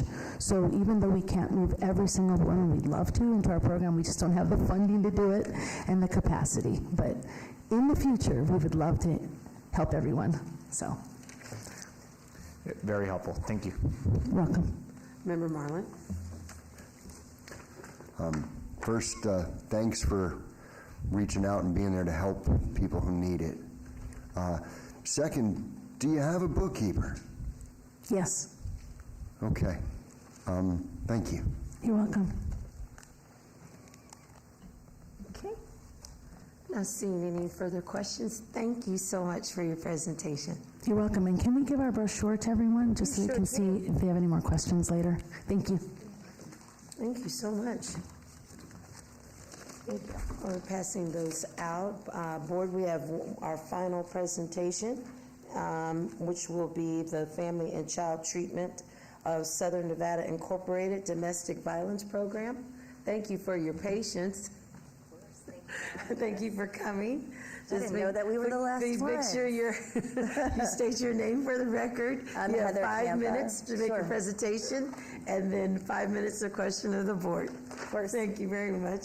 I'm Heather Campa. I'm the Executive Director of Family and Child Treatment, and we have been serving the Las Vegas community for 40 years next month, so that's quite the anniversary for us. I've been the Executive Director for 16 years, and I'm going to go ahead and pass it over to Carissa Garr. She's our Clinical Director, because I really want you to hear about our scope of work and the populations that we work with over at Family and Child Treatment. breathe wrong, sorry. My name is Carissa Garr. I'm the Clinical Director for Family and Child Treatment. I have been a therapist with FACT for over a decade now. I'm a licensed clinical social worker. I currently am with the Southern Nevada Human Trafficking Task Force on both the Education and Outreach Committee and the Victim and Services Committee. I'm a certified clinical trauma professional, and I am currently serving as the fund manager for a collaborative effort of the Southern Nevada Human Trafficking Collaborative Fund. It's brand new. It started this year, so it's not a big funding source yet, but we're hoping to get there with our collaborative efforts. FACT serves primarily individuals who suffer from complex trauma due to victimization from domestic violence, sexual abuse, sexual assault, and human sex trafficking. And all of those issues tend to interconnect in a very complicated and complex way. So I have never worked with a human trafficking victim that does not also have sexual assault and domestic violence histories. And I have worked with the others that don't have all three, but we are coding for our appointments, so we have to say, sexual abuse, domestic violence, and then any combo of all three of them. So all of our population experiences a lot of complex trauma, all due to victimization. And it is our effort to make sure that we provide them excellent counseling and therapy services through qualified licensed professionals, and to do so in a way that they have access to care for as long as they need, as complex trauma treatment tends to take quite some time. Very well done. Okay, I'm looking, look, that's it, okay. I'll open the floor up for any board members that may have questions for our presenters. I don't see a red light, so. I will. Okay, go ahead. The chair recognizes Member Whittingham. I'm looking at your application and some information you provide. Sure.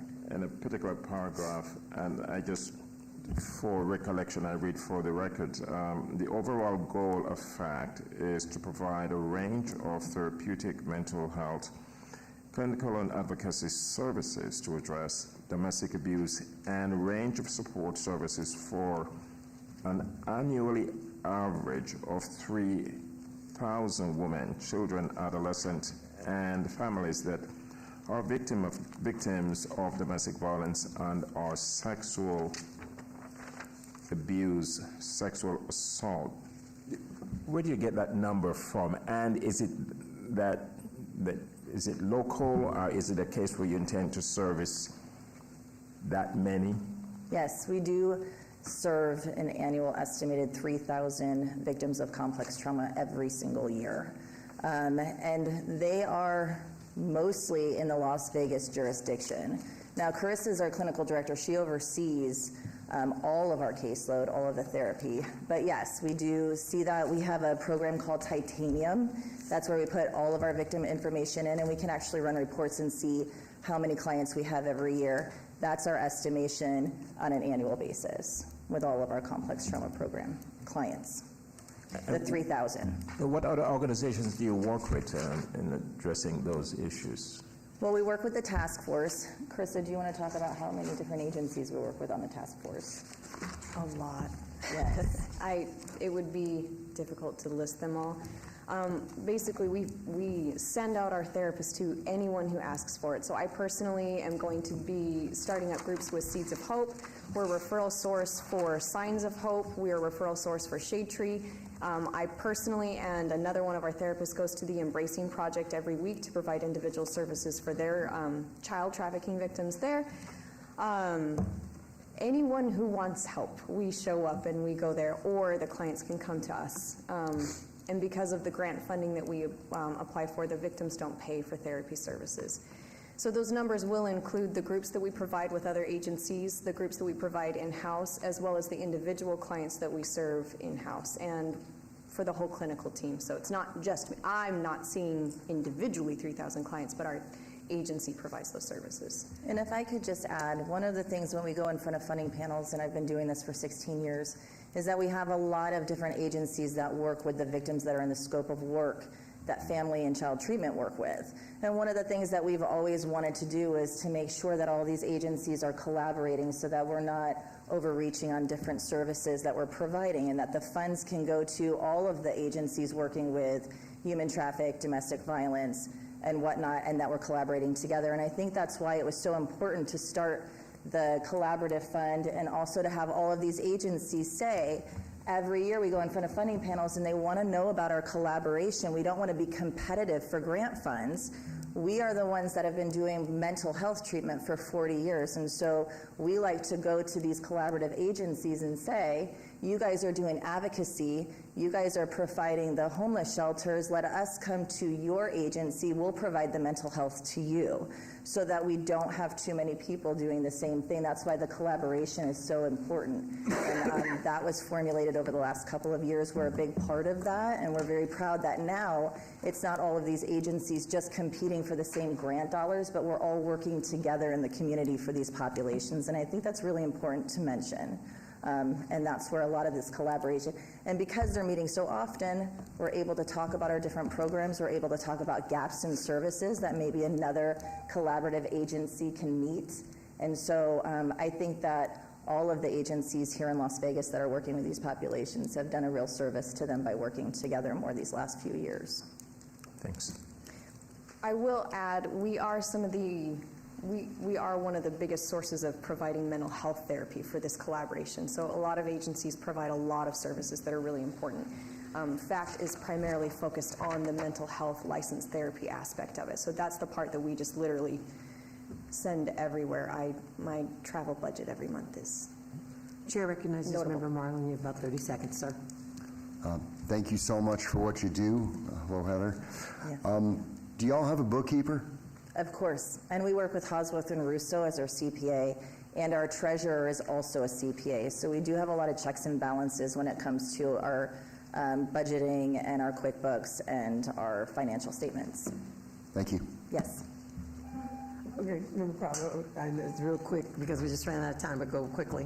Yes. Member Prado, to follow up to that question, it looks like there's some comments about internal controls, handling cash, et cetera. But also I had a question around your most recently submitted audit, if it's the most recent, is fiscal 20. Is there a reason for? Yes, and I can send to you guys fiscal year 2021. I actually just received that from Hosworth and Russo last Thursday. That is our most recent one is 2021. Now they're working on 2022, and I'm actually in my next Board of Directors meeting, which is happening in 2 weeks. I'd like to talk to my Board of Directors about having them get to 2023 so that I have the most fiscal year end, and I'm moving it on now up to an audit so that it's not financial statements, it's actually an audit because we went past the threshold of the $750,000 in financial funds that meets the audit needs. So we are going to be moving into an audit stage within the next couple of months.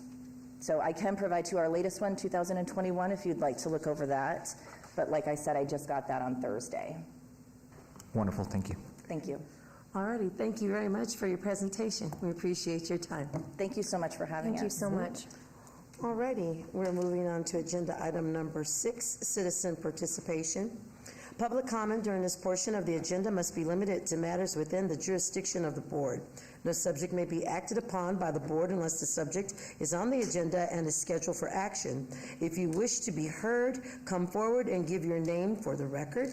The amount of discussion on any single subject, as well as the amount of time any single speaker is allowed, may be limited. Is there any citizens' participation? Please step forward.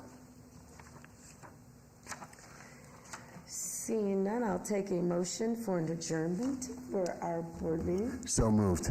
Member Marlin has made the motion. Do I have a second? Second. And Madam Chair, sorry, Chris Levy, LK Deputy City Attorney. Right before we adjourn, I did just want to note there was a question yesterday in regards to one of the organization's conflict of interest policy. I did want to note that there hadn't been a violation of that. It is permissible for there to be relatives both on the board and serving. Thank you very much for that question, because I do remember that because I was reviewing my notes and I did see that. So whoever, I got to read my notes to make sure it's true.